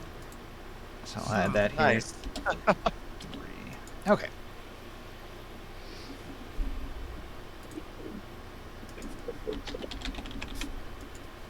Usually it doesn't matter, but in a long fight, you know, it could kill him from blood loss. And you could wound him multiple times to make it quicker. I think I hit an artery Yeah. All right. out of his shoulder. Soul, still asleep, I bet. He's just watching and recording all this for his next hit song. Watching, waiting. Commiserating. Sorry. All right. So, Orin, the you didn't go back into stealth, did you, or back underground? I'm underground, but not in stealth yet. All right. The Gith kind of has an idea where you're at, so he's going to run over to you and stab into the ground. He can't see you, so I'm going to give him disadvantage. Well, can you get 30 feet to the ground? Well, not 30 feet, but like, 10 No, feet. I thought you'd just be like directly under the ground. Are you like deep? I might as well be. I kind of figured I would be. Okay, well, he stabs into the ground harmlessly then. You're too deep to hit. 5 foot, maybe. 6. No, I'm 6 feet under. That's perfect. Yes. Oh. Yeah, it's probably Sorry. deep enough that his spear wouldn't penetrate all the way. So he tries to stab at you. I'm 6 feet from the edge and I'm thinking. Uh-oh. The morale of his Gith horde has broken and they flee. Maybe 6 feet. It's so far down. I feel like I'm too young to know any of these songs. Morg. What? I'm sorry. Sorry. What song was it? Creed. Right? Yeah, buddy. I didn't Fucking recognize that at all. What? Oh my god, you embryos. No, I mean... no, dude. He's trying to make fun of my fucking voice. Ah, look at you. I'm 45. I remember Creed. I had a Creed album. You're older than me. I'm 41. Huh. I thought you guys were Yeah, I'm not even in my 30s yet, so... Yeah. I owned a I'm Creed not album. even in my 30s yet Okay. either. Oh, okay, I don't know. I'm just saying, I didn't recognize the song when he was singing it. Oh. I'm not a super big music What person. do you but think I am, a boomer? Yeah. Oh my god. Well, also, Creed is kind of a cringe band to be into. Well, okay. Whoa! What do you got against Christian rock? Wait, it's Christian? Butt rock. No, seriously, they're Christian rock. I didn't even realize. It's not because they're Christian that I don't like them. It's because they're Yeah, it cringe. just sucks. It's just butt rock. It's you know, It's just Butt garbage. rock. lowest common denominator rock music.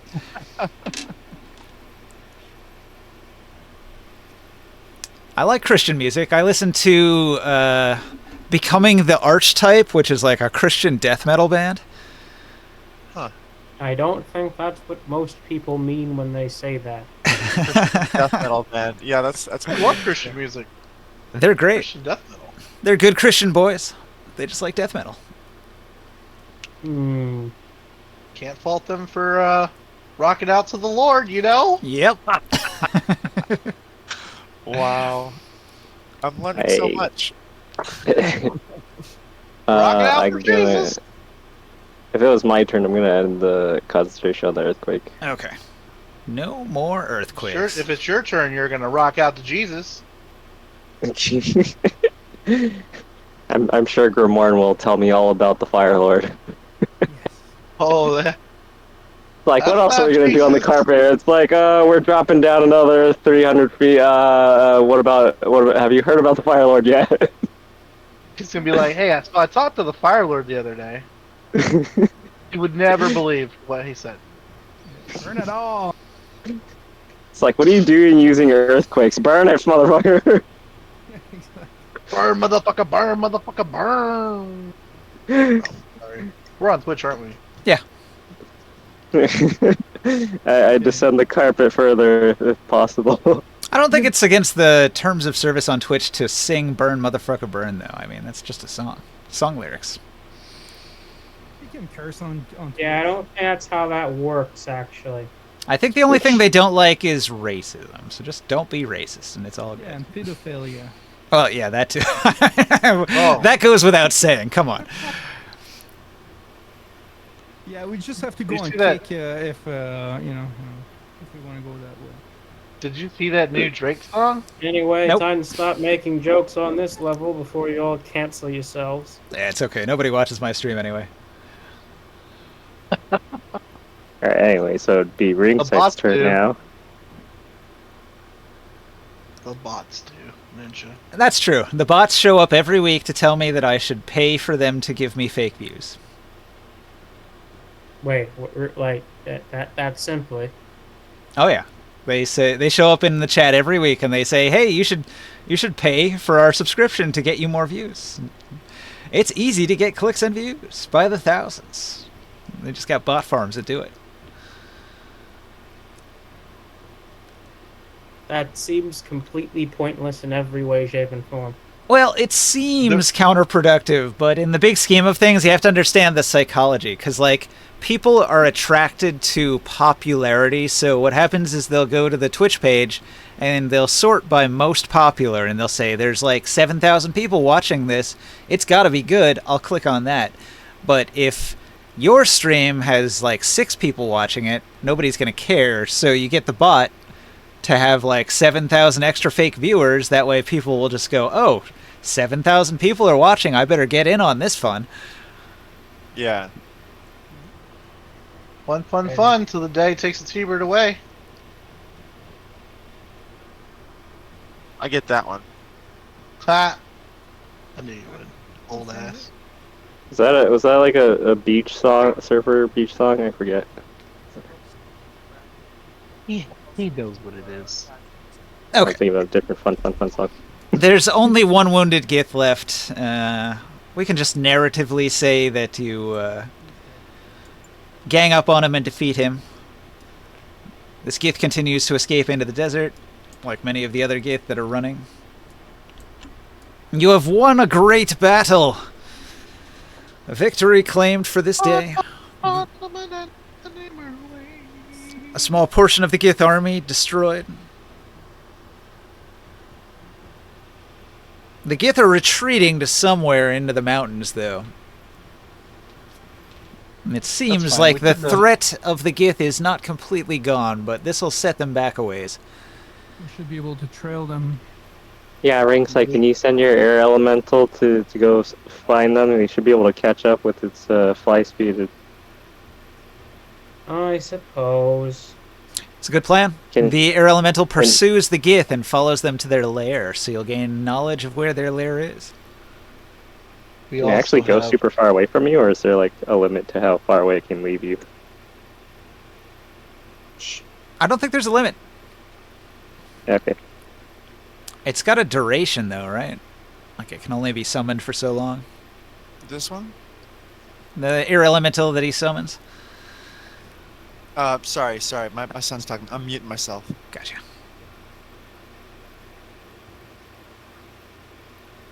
All right. So having Got defeated no the Gith, confidence on me. you have the run of the camp. What do you want to do? My son wanted to join our D&D game, but I said he could not. Ah, Yeah. I want to go to Disney World. That's where I want to go. well, it doesn't exist.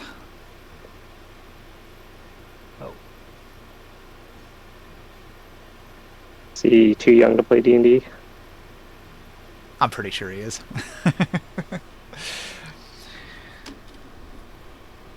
I don't know what the He's 11.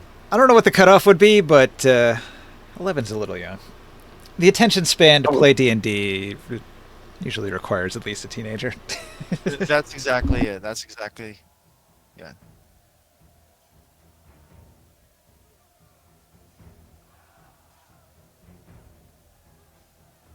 All right. Who wants to investigate for treasure?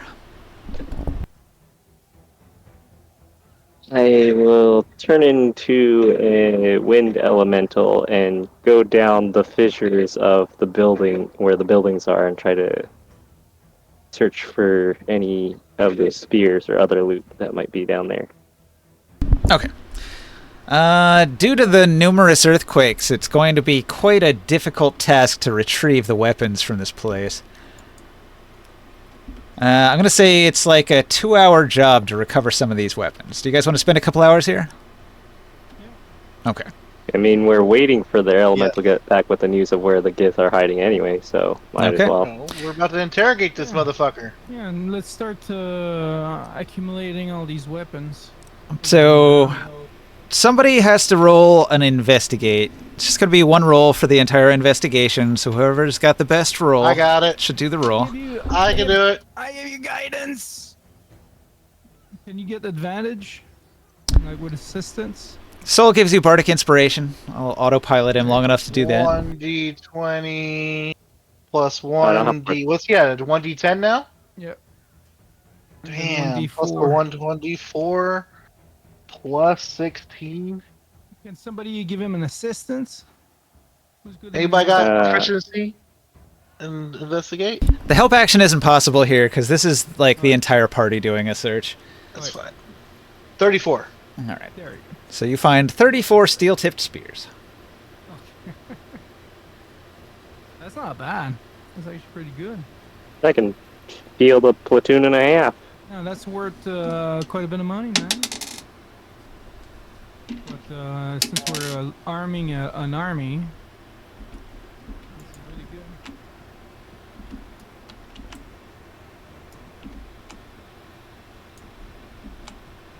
All right. I got a note card here. I'm going to put some stuff on it. Ringside, are you going to cast Identify on these? Is combat over? Combat has ended, yes.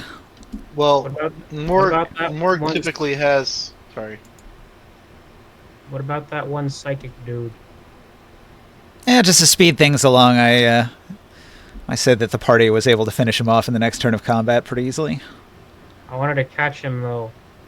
Taurus already has a prisoner. Yeah, you could catch him if you want. That's fine. I'm gonna start piling them up. He'd probably be wounded. You'd need to render a little bit of medical aid, maybe give him a hit point of magic healing or something to wake him up. I'm gonna start piling the corpse. Alright, have your identify spells. Okay. So, from the Gith leader here, you find that he's got nice equipment, and I'll put it on the note card here. This is his equipment here. And then, in addition to that, there's also... What was the number? 32? 32 spears? 30 speed. Was it 34? Yeah, 34. It's Oh, in the okay, 34. Discord chat. 34. Okay, so that's your treasure right there. Actually, hang on. There's 4 of those tower shields. Okay. Can I Oh, cool. pipe in for 1 second? I was talking to Xavier here, but at the What? conclusion, Sherry's here and she brought can I go grab that messenger Okay. who was running away? Yeah, we're almost done. For narrative reasons, can I just say he gets away? Okay. That's fine. He's sort of just like reporting that the army was defeated so that the other Gith can sort of be a little bit prepared for when the party comes after him. If not that Gith, there were dozens of others that fled the battlefield that would also like get back and report it, so Okay. you might take out that one, but others would make it. Yeah. Plot armor. 1d6 plus 3 person? Okay. I am a little surprised they were already ready with siege weapons. With plus 2 to hit and damage? Well, they weren't ready with their siege weapons. They got siege weapons out after we were there. Well, they had the siege weapons with their army because they were going to use them to attack. They were going to attack Tenpog's temple using those siege weapons. I'm piling up all the corpse of all the enemies. Okay. There you go. Make yourself I'm gonna useful. do a giant sacrifice. It's probably going to take several more hours because there's like 200 bodies and many of them buried pretty deep in the sand. Is there crew members? Maybe the people in the village can help us out. Tenpog's temple is many miles away. Do you want to go all the way back there and get people? No, it's Nah, nah. parts for a car. Please don't mess with that, okay? Nah, we're not doing that. If any like that piece that you just put in there, if that's missing, I can't. Oh, sorry, I'm not muted. While they do their thing, I'm gonna do my thing as much as I can. Okay. You're going to do a sacrifice. And if there's one that's still alive, I am going to tear his heart out and sacrifice it by stabbing it with my new dagger. They're not human, so it doesn't work. Stabbed it with the steely knife, but he just can't kill the beast. Okay, I know Hotel California. So you can use the dagger as a ritual dagger, but it's not going to give you a human heart containing a trapped soul the way you would from a human sacrifice. Kalima. What is it? Indiana Jones? They do that? Yeah. He stabbed it with the steely knife, but he just can't kill the beast. Okay, enough of that. Yeah, I'll just burn as many as I can. Oh, I forgot to add, you found 123 ceramic pieces on the dead bodies as well. Okay.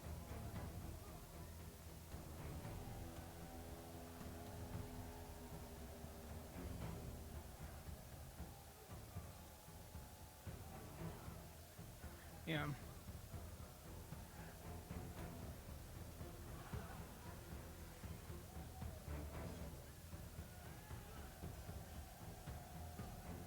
How many, like with some of the crew from the ship, how many corpse can I pile up in an hour?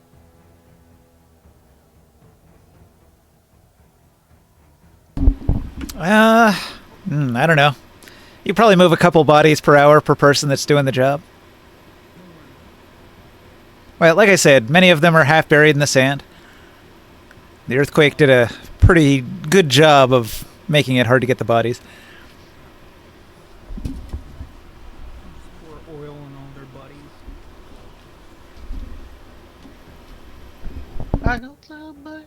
Alright. Many hours go by as you mount all the bodies up on big funeral pyres and burn them. Yep. Give me that religion check. Relax, said the night man. We are programmed to deceive.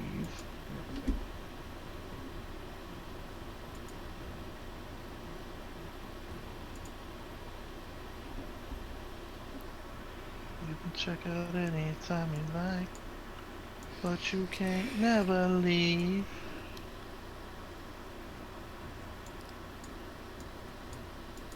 What a nightmare. Not being able to leave California. Oh my god. It's like the worst thing imaginable.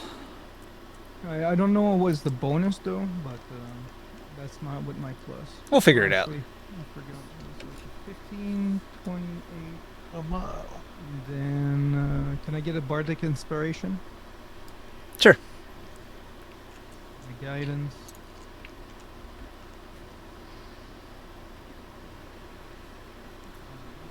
So 32 plus the rest of the bonuses. All right. Ceremony lasting an hour. You didn't have a shrine. The ground wasn't consecrated or hallowed. Well, it's You kinda weren't in the hollow presence now. of a deity. Craters. Conducted publicly in a street. Nope. In front of more than 10 followers, sure. So that's up to +2. Torture, no. Injuries, yeah, I'll give you that one. He suffered a pretty bad wound at the hands of Orin. Nice. Counter alignment, no. They're evil. Sentient humans, sure. I'll give you that one.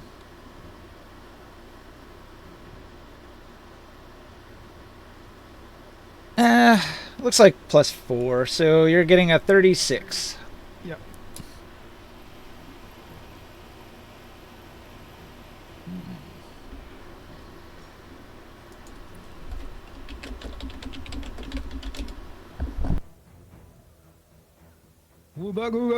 And you know, it doesn't have to be complicated. What I was thinking is maybe ask for a direction, for maybe the god can point us a direction to where they are hiding and how to get into their lair. Well, you actually rolled high enough to get a planar ally.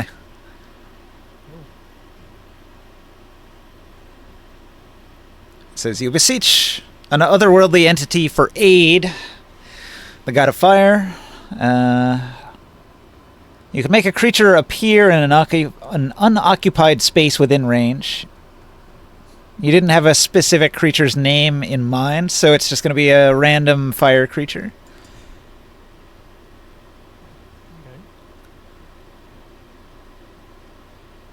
And it'll perform a task for you.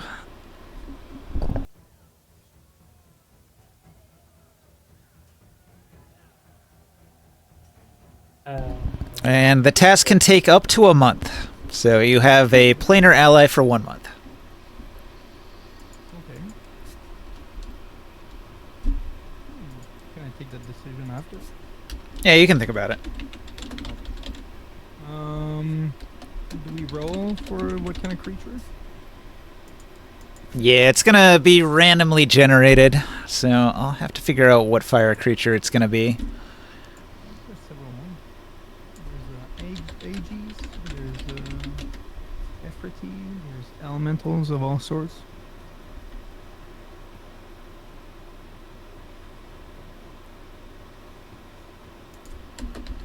Wonder if I can find a list of all the fire elementals. Monsters from the fire Salamanders. plane. Salamanders, Aegis. Oh yeah, here's a good list. How about a massive Thakwa? Could be a Myrmidon. Myrmidon? Fire Myrmidon. Fire Giant, maybe. Fire Dragon. Oh, interesting. According to my random roll, it is a gold dragon. Okay.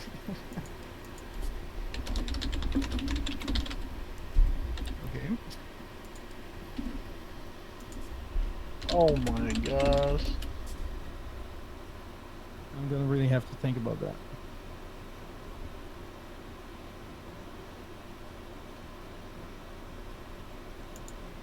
Let me look this up quick.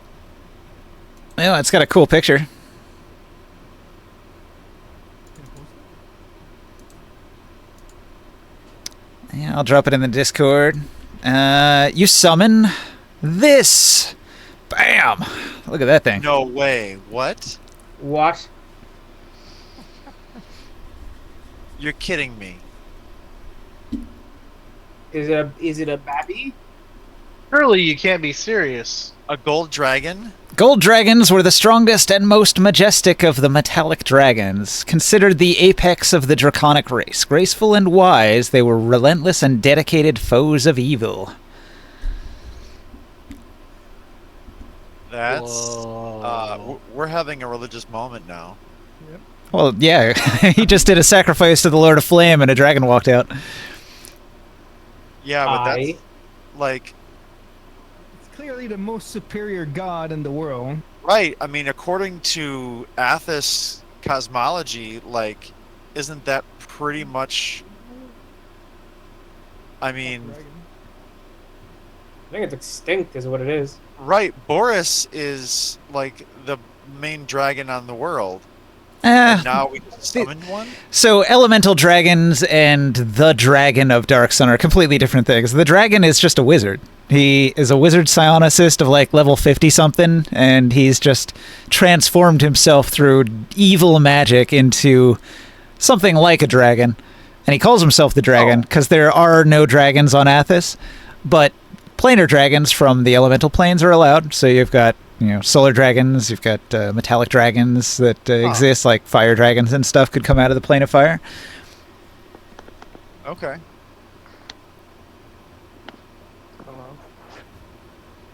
He's back! Well, you missed the combat. He fell asleep. Did you have a good dream? No. Did you dream about a golden dragon showing up out of nowhere?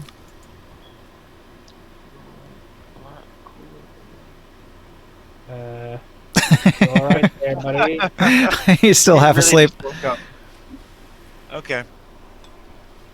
I called you a couple times. Yeah, see, what are you doing right now? Just peeing.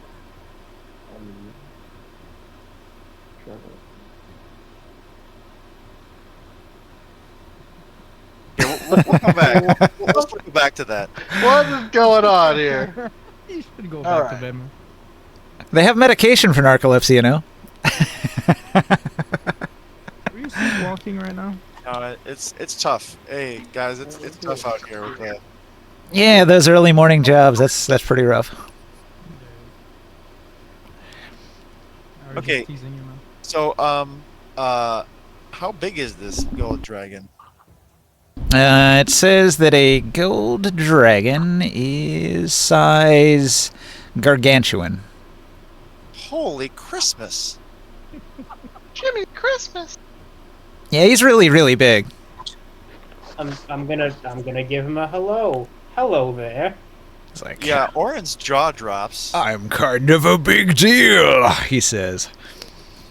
Yeah, no kidding. Is there entrance music? Jeez. Dragon Force plays in the background, wailing Oh, electric come guitars. on. Come on.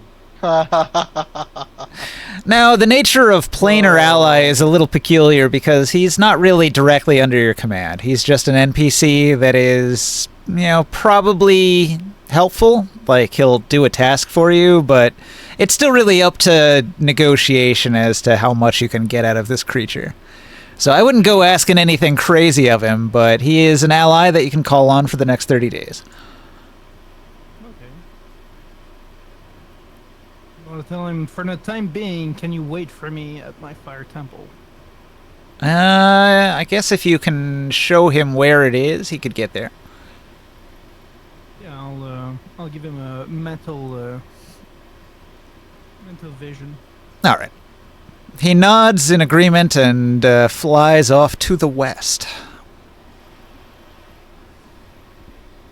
We're gonna have to talk about what we are gonna ask him for, huh? For a moment, I almost shit myself. All right. So after nearly a full day out in the hot sand, digging up bodies and burning them, and interacting with your magical dragon friend, it's gotten pretty late, and it's deep into the night. So deep into the night that the sun begins to rise. So it's like the next day, actually. And after the long battle, and exhausting many of your most powerful magics, and you're feeling a little tired. Do you wish to return to Tenpug's temple? After we just totally turned away single-handedly, how many Gith armies? Yeah, sure. 250 Gith defeated. I think we deserve a rest. Okay. So, how did you get here? I'm gonna ask the dragon. Like, were you just requested to make an appearance? Well, the giant pile of 200 burning bodies created a planar gate, and he rose up out of the smoldering ashes of the dead. That's pretty good. I like that. But like, where was he before that happened? In the plane of fire. Okay then. So, for the purposes of this, he is a gold dragon, but he is considered a fire planar creature. His home plane is the plane of fire. That's where he lives out his days. It's where he will return to after the month of service is paid. And he's not technically a dragon, he's technically an elemental. Does he have the capacity, like most dragons, to transform into like a human form? Maybe. I don't have his stats up here, but I would assume he's got some powerful magic. That way, Yeah, it does doesn't Orin- freak out. That way, it doesn't freak out like all of Tyr. I was just going to have him land on top of your tower without saying anything and freak everyone out. Does Orin understand the difference here? Because I'm not so sure that I wouldn't see this as like, so you're Defiler now? Like, you're just hanging out with Defilers? This is what we're on? Well, it didn't look like an evil dragon. I'm pretty sure they give off an aura of lawful good. So I can feel the goodness coming from this dragon. Maybe. I feel warm and fuzzy. Let me look at the 5e stats and see what it says here. Okay. Ancient gold dragon. Probably the way it's expressing itself, because it would be different the way a fire dragon would. He's got a nice, kind face to this dragon. And the way he talks. But it's not like a dragon like we've seen, like Nibene, for example. Well, that's precisely what I was thinking, was Nibene. I mean, every dragon or dragon-like thing we've encountered has been a sorcerer king, and therefore... No, not the drakes that we've killed. Well, okay, that's fair. Like, we've killed several drakes of all sorts. Pure dragon form. We've never seen anything, and that's probably more resembling like of a drake than anything else. It does have frightful presence, but you're immune to it, so I guess you wouldn't get an immediate sense of goodness from it now.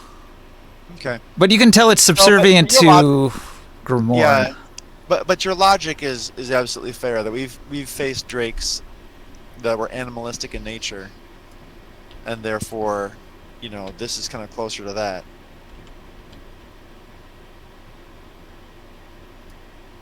But bigger. Oh yeah, Orin is not now conspiracy thinking about Grimoire. So, an issue with that is that if he ever did do a defiling act, he would lose all of his firepower. No, I don't do that. So, like, no cleric can ever be a defiler and still have his cleric powers. You stop being a cleric the very instant you become a defiler. Hmm.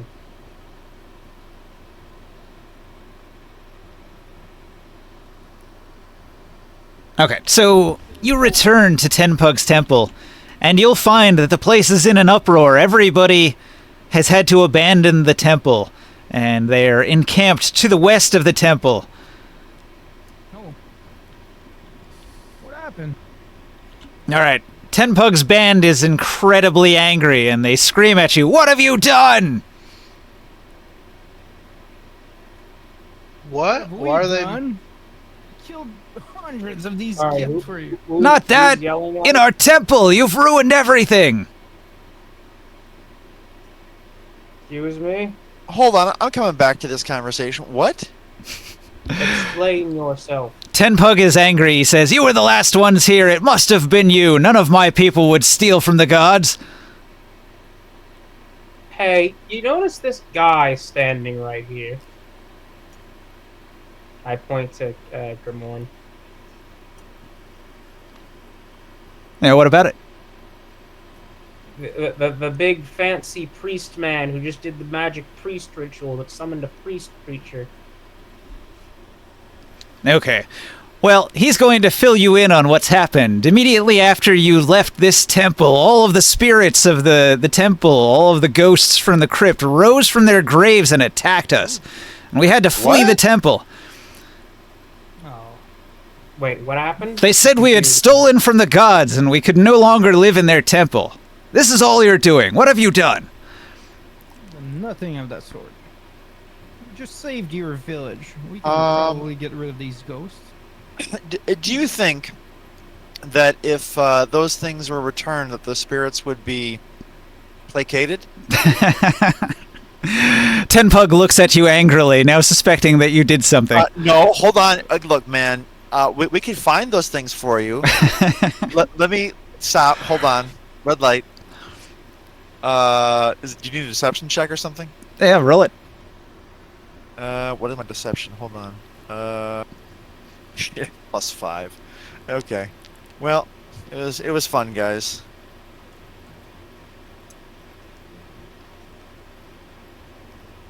16. I'm gonna throw a dice at that. All right. So 16 plus whatever this thing comes out to. Okay, 21 on my deception. All right. It was going to be a hard roll, but you beat the 20. So you convince Tenpug that you can help with the ghost situation by recovering the stolen artifacts. And, Yes. And Tenpug says, "This is a terrible situation. We told everyone, don't touch the artifacts. We make our offerings to the dead gods, and they've allowed us to reside within their temple all this time. And now suddenly they're so angry. Make this right." What are the artifacts we're talking about? He'll explain that his people are forbidden to enter most of the temple here, and they don't touch any of the artifacts, and they make offerings to the temple to show that they don't mean any harm, and they only stay within the open area. And when Taurus tried to investigate the back rooms, they immediately caught him and said, "Don't go in there. No matter what you do, we don't want to offend the gods." They're very superstitious, and for good reason, because something has offended the gods in this temple, and the ghosts have come out in force to attack. Are people actually dying from the ghosts? Well, they fled. They ran away. So a couple people have gray hairs now, but they're not dead. Okay. Their intense fear has caused them to age supernaturally, but other than that, they're still with us.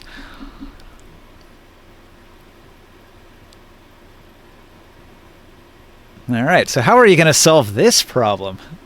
Well, first of all, did Tenpug respond to his question about what artifacts he was missing? Oh, he doesn't know. He doesn't know exactly what's missing. Wow. Ringside, does your calm emotions work on dead god ghosts? He had no time to no, investigate the treasure room because he had to flee for his life. My put the dead to rest powers do though.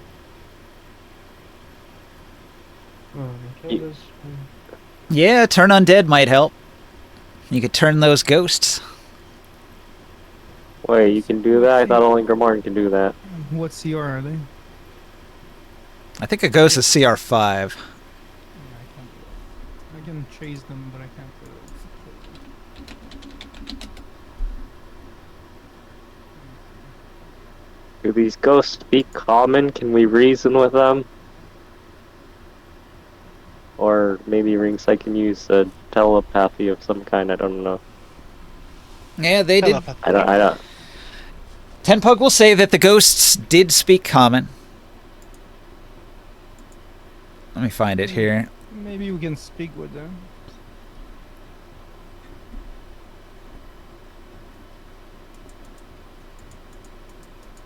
Did they actually take or touch a relic thing? That's why they're mad? Yeah, ask Or Goran. they just assume that was the reason? Orin? The CR can do is CR4 to destroy them, but I can still. Orin, what did you do, man? I still what'd could you do? turn them, but if they did fail and they were CR4 or lower, they would be destroyed. Okay. So we are What do you going do, to Art? investigate this and get down to the bottom of what's happened here. We will make sure that we fix your temple. Okay, so Tenpug can report that the angered ghost spoke in common, and they said a rhyme. He tries to remember exactly what it was. He says, I think they said, hear the song of the ancient dead, a lingering verse of doom and dread. Know ye that death upon you descends till your actions make amends. And that's all they said. That's it, though? And then they Nothing began else? attacking. We had to flee our own home. This is terrible. Look at that. Are they all outside the temple now? Yeah, all of Tenpug's people are encamped to the west of their temple. And they're feeling rather naked and defenseless. What if the Gith return? Have you reported that you defeated them? Yeah. Okay. Yeah. So that makes them feel less nervous. They can survive a night out in the cold, but they would like to get their temple back. Can we go into the temple now? It's very dangerous. The ghosts are angry. You gonna try to sneak in? Well, we're gonna have to find out what happened to investigate, to find out what happened to the items, the artifacts that we're not sure what is missing. Uh-huh. Look, stop laughing. Before we enter, I'm gonna cast on myself protection from evil. You protect They're all- yourself they're from all- evil, and you enter the temple. They're all very nice ghosts. You're screwed. You're nice. Isn't it protection from good and evil? I thought it was both. Eh. Yeah, it is both. Only neutral people don't do anything to you.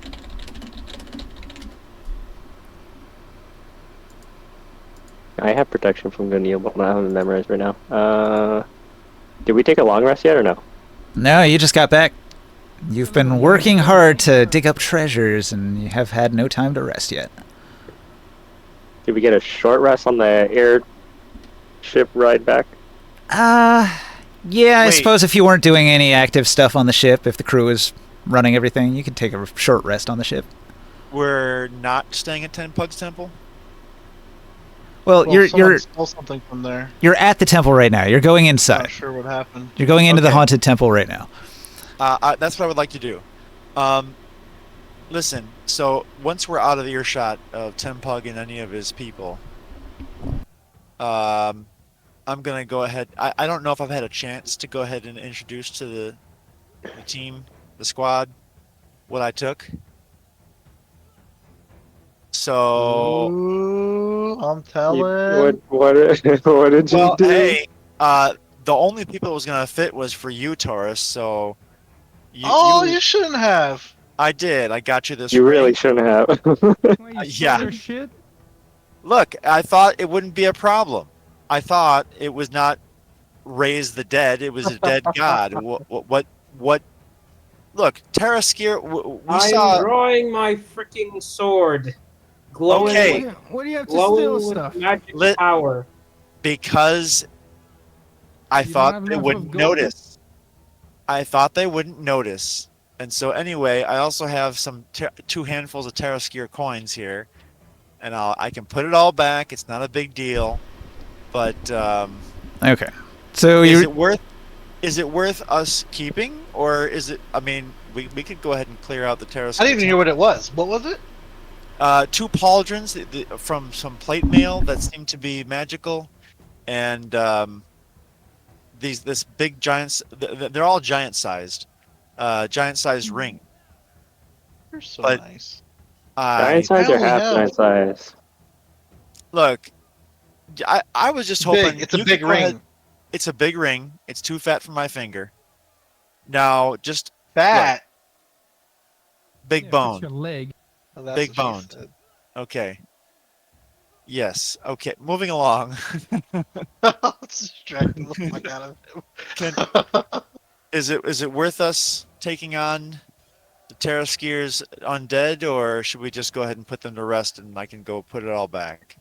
It's Let not. me handle it. No, I can sneak it back. It's fine. I mean, the other option is I just made to this tell mess. the Clean it to up. tell the people from the temple to evacuate anyway, since the Gith are still a problem.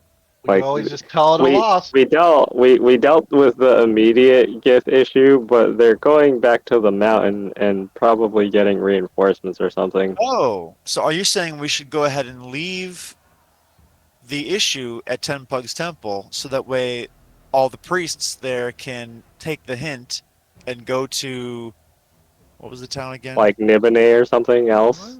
Not Nibene. or Tyr. Why don't we No. just like? What are we talking about there? No, Morg is saying that we had a hard time getting the priests to leave Ten Pug's Temple. I mean, We don't want technically, them- we were encouraging them to stay and fight, but yeah. Oh, were we we? don't have to leave, I'm yeah. just saying it's an option. I'm not saying that's what we should like morally rightly do. They're ghosts. Let's just kill them. We're gonna go. Well, they could go to Cromlin, that little town. Jessix is there. He could, help defend. Okay, so when you enter the temple, angry ghosts will approach you, but they'll be repelled by your protection spell. Okay. It only works on Grimoire, right? Or is it? I don't think it's the whole party. Yeah, that's just on me. They sense the holiness of Taro's weapon as well. What seems to be the problem, ghost creature from the gray? They're going to wail, "Hear the song of the ancient dead, a lingering verse of doom and dread. Know ye that death upon you descends, till your actions make amends." The ghosts seem to descend into the floor and withdraw. Is there Okay. only just one ghost or multiple ghosts? Multiple ghosts. Ring sight. I don't think that ghost likes light, huh? They seem to withdraw from the gleam of the holy sword in Taro's hand, and from the aura of your spell of protection from good and evil. Why Ring don't sight. you go back and just drop those items where they were? You want me to just, without even looking what they do, you want me to just go ahead and take them over? You really think that we need this? I mean, they're giant size. They're not half whoa, giant whoa, size. whoa, whoa, whoa, whoa, whoa, whoa, whoa, What do you need? What don't you whoa, have? whoa! Taro, Just saying. Taro, you I'd like sense to- you sense evil. Evil? Evil? Taro, everybody has become cursed. What? Everybody? Wait, Everybody is cursed. What the hell did I do? first how? You don't know exactly, but you sense a curse. Okay. I'm gonna legend lore the curse of the. Hang on. What did you steal, Grimorn? I'm assuming we're he marked didn't for death steal at this point anything. because of the rhyme, and we're just gonna die after a few days if we don't return the stuff. Why don't Oh. you just return it already?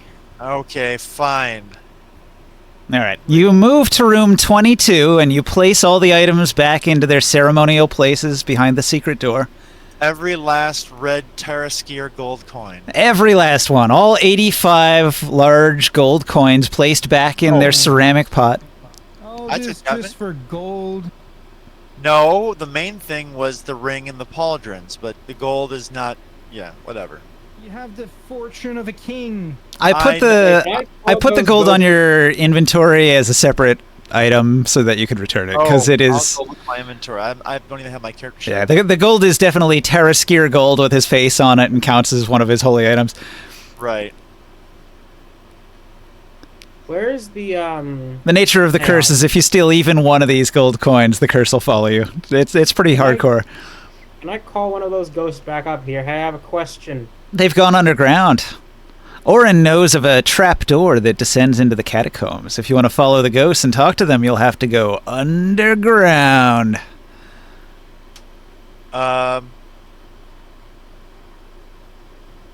If you guys want to follow me, I'm not going to go ahead and hide from you, but Taro, you see Orin place the objects back in place, but you don't sense any reduction in the curse. What did you do? Oh, wait, hang on. You have to say you're sorry. wait, really? Okay. Yes. Paraskier, I'm sorry. I thought you were dead, and I took what was given to you.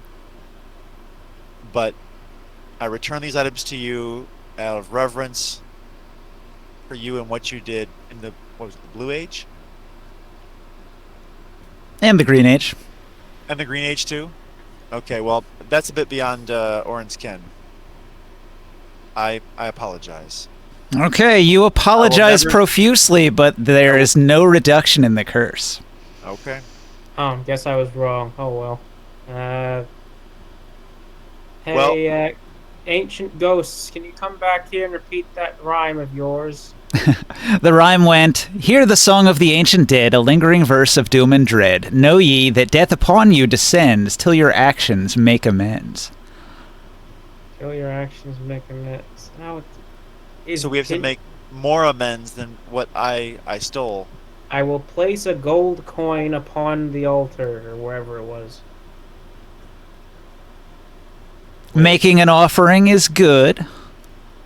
That's what Ten Okay. Pug's band was doing as well. There's an offering plate at 13 up on that little dais there. And Ten Pug's band, they all make offerings to the gods to show that they're, you know, not opposed to anything here and not causing any harm to it. Making an offering is good, Okay, so but not good enough. so you're sensing that like it's you need to do more than just that. Alright, since Okay, you don't feel like so- communicating, it's time to legend lore our way out of this situation. Well, no, hold on. There's this catacombs down here. I could go ahead and investigate. You can come with me if you'd like. But it Is there a goes down. song we're supposed to listen to, or was the Well- rhyme the song? The point is to No. make amends. Okay, we undid the wrong, but now we have to make it right. You know, in an apology, you do more than just apologize and put the thing back. You have It's to. too late to apologize. It's too late. Sorry. I will throw pies in all of your faces. I'm gonna do remove curse on myself.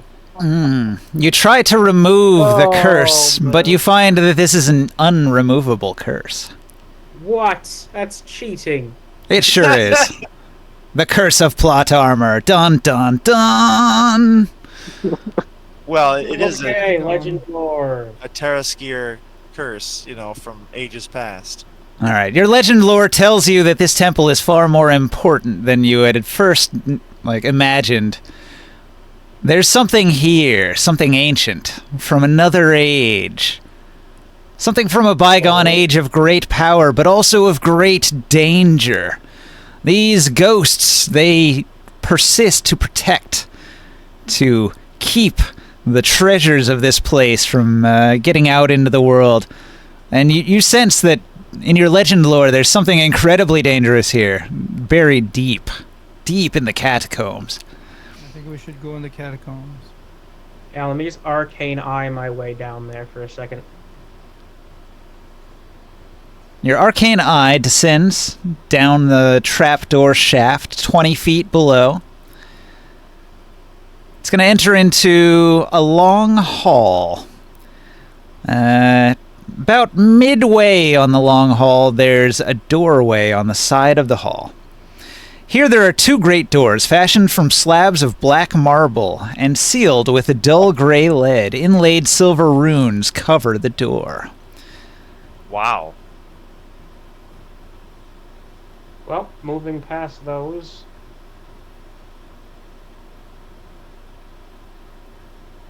Uh, As I go through the leaden Your eye is unable to pass the barrier. A magic protects it. Okay, I'll go through a wall first. Yeah, it's all protected. Frick. Alright, we have to go down there.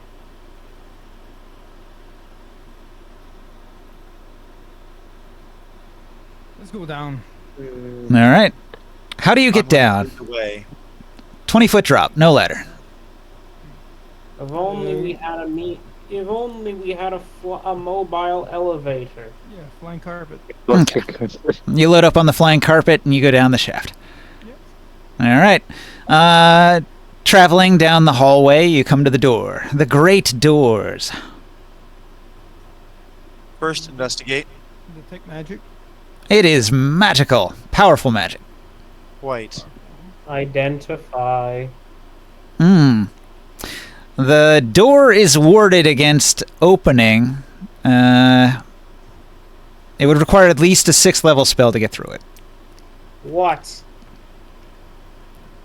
Like a 6th level dispel magic. Yeah, that would do it.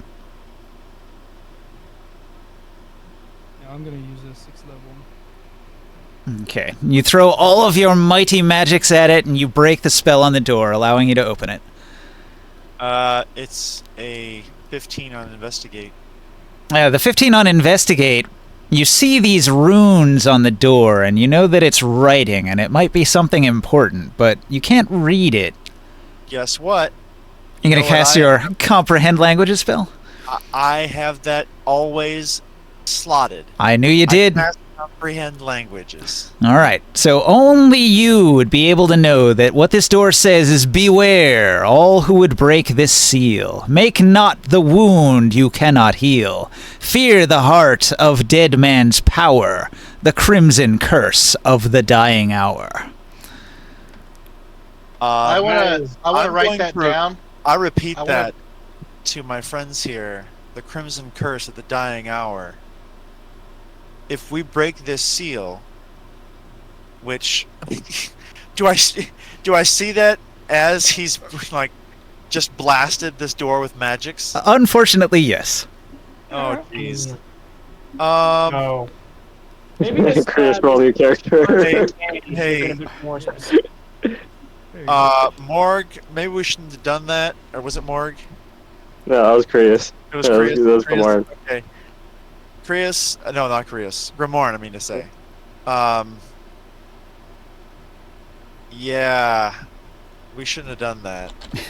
Oh, it's too late. Like you shouldn't have stolen the coins. Yeah, in the first place. Well, what No, no, let no. they is, jeez. You're rich like a king. You didn't need these handful of gold. I was getting something nice for Taurus. I thought that this is a dead god, that nothing would come of it. Of course. I'm gonna continue waving around my glowing sword. It says that if we break this seal, a greater curse will befall us, the Crimson Curse. Oh, for frick's sake. Oh, it's too Hey, late. hey, I'm just gonna Grimorn, yell I at have a question. This might be a little cheesy, but could you take the offerings since the dead god doesn't seem even remotely happy that we return them? Can we maybe offer them to your fire lord, and can he burn away this curse from Whoa, us? whoa, red light, stop. No. I'm just gonna yell to the ghosts in this place. Okay, this one is not our fault. We couldn't even read that before we opened the door, and you're not telling us what you want from us. So you're bringing this onto yourselves. I say we go in. It's too late. Let's go and explore this catacomb. Okay, so you find yourself traveling through the catacombs, a long series of winding, twisting, maze-like corridors that go zigzag and serpentine-like this way and that, dead-ending here and there. It takes you quite a while to map it out and explore it, and occasionally you hit, not exactly traps, but there are pits full of asps. Poisonous snakes. They're afraid of the party and will retreat from any light source that you might have. Are you traveling in complete darkness, or does somebody have a light out? No, there's always light when you have your lantern thing. Okay, because you have your lantern out, these snakes are going to scatter as soon as you get close. Yeah, it's always glowing around. Okay. You'll notice at one point there's a crack in the wall that seems to go into a natural cavern. It's a alternate path, like there's the door that you just opened, and this path goes off to the left into a natural cavern. So you Wait can a either... second, I just remembered something. Wasn't... Oh, I wrote this down. Taraskir. Yeah, he... I guess he managed to actually become a deity. I thought he was just some mortal git. Do we want to go in that passage? Might be a good escape route. Looking in, you can see these round tunnels are smooth and dry, cut from solid bedrock as if by some mysterious worm. Oh. There's a few stones that litter the floor, and they're strangely circular and smooth. Like Are worm we poop. inside of an old skeleton of a silkworm, maybe? I think it's worm Kill the poop. silkworm. Do you think that'll appease them?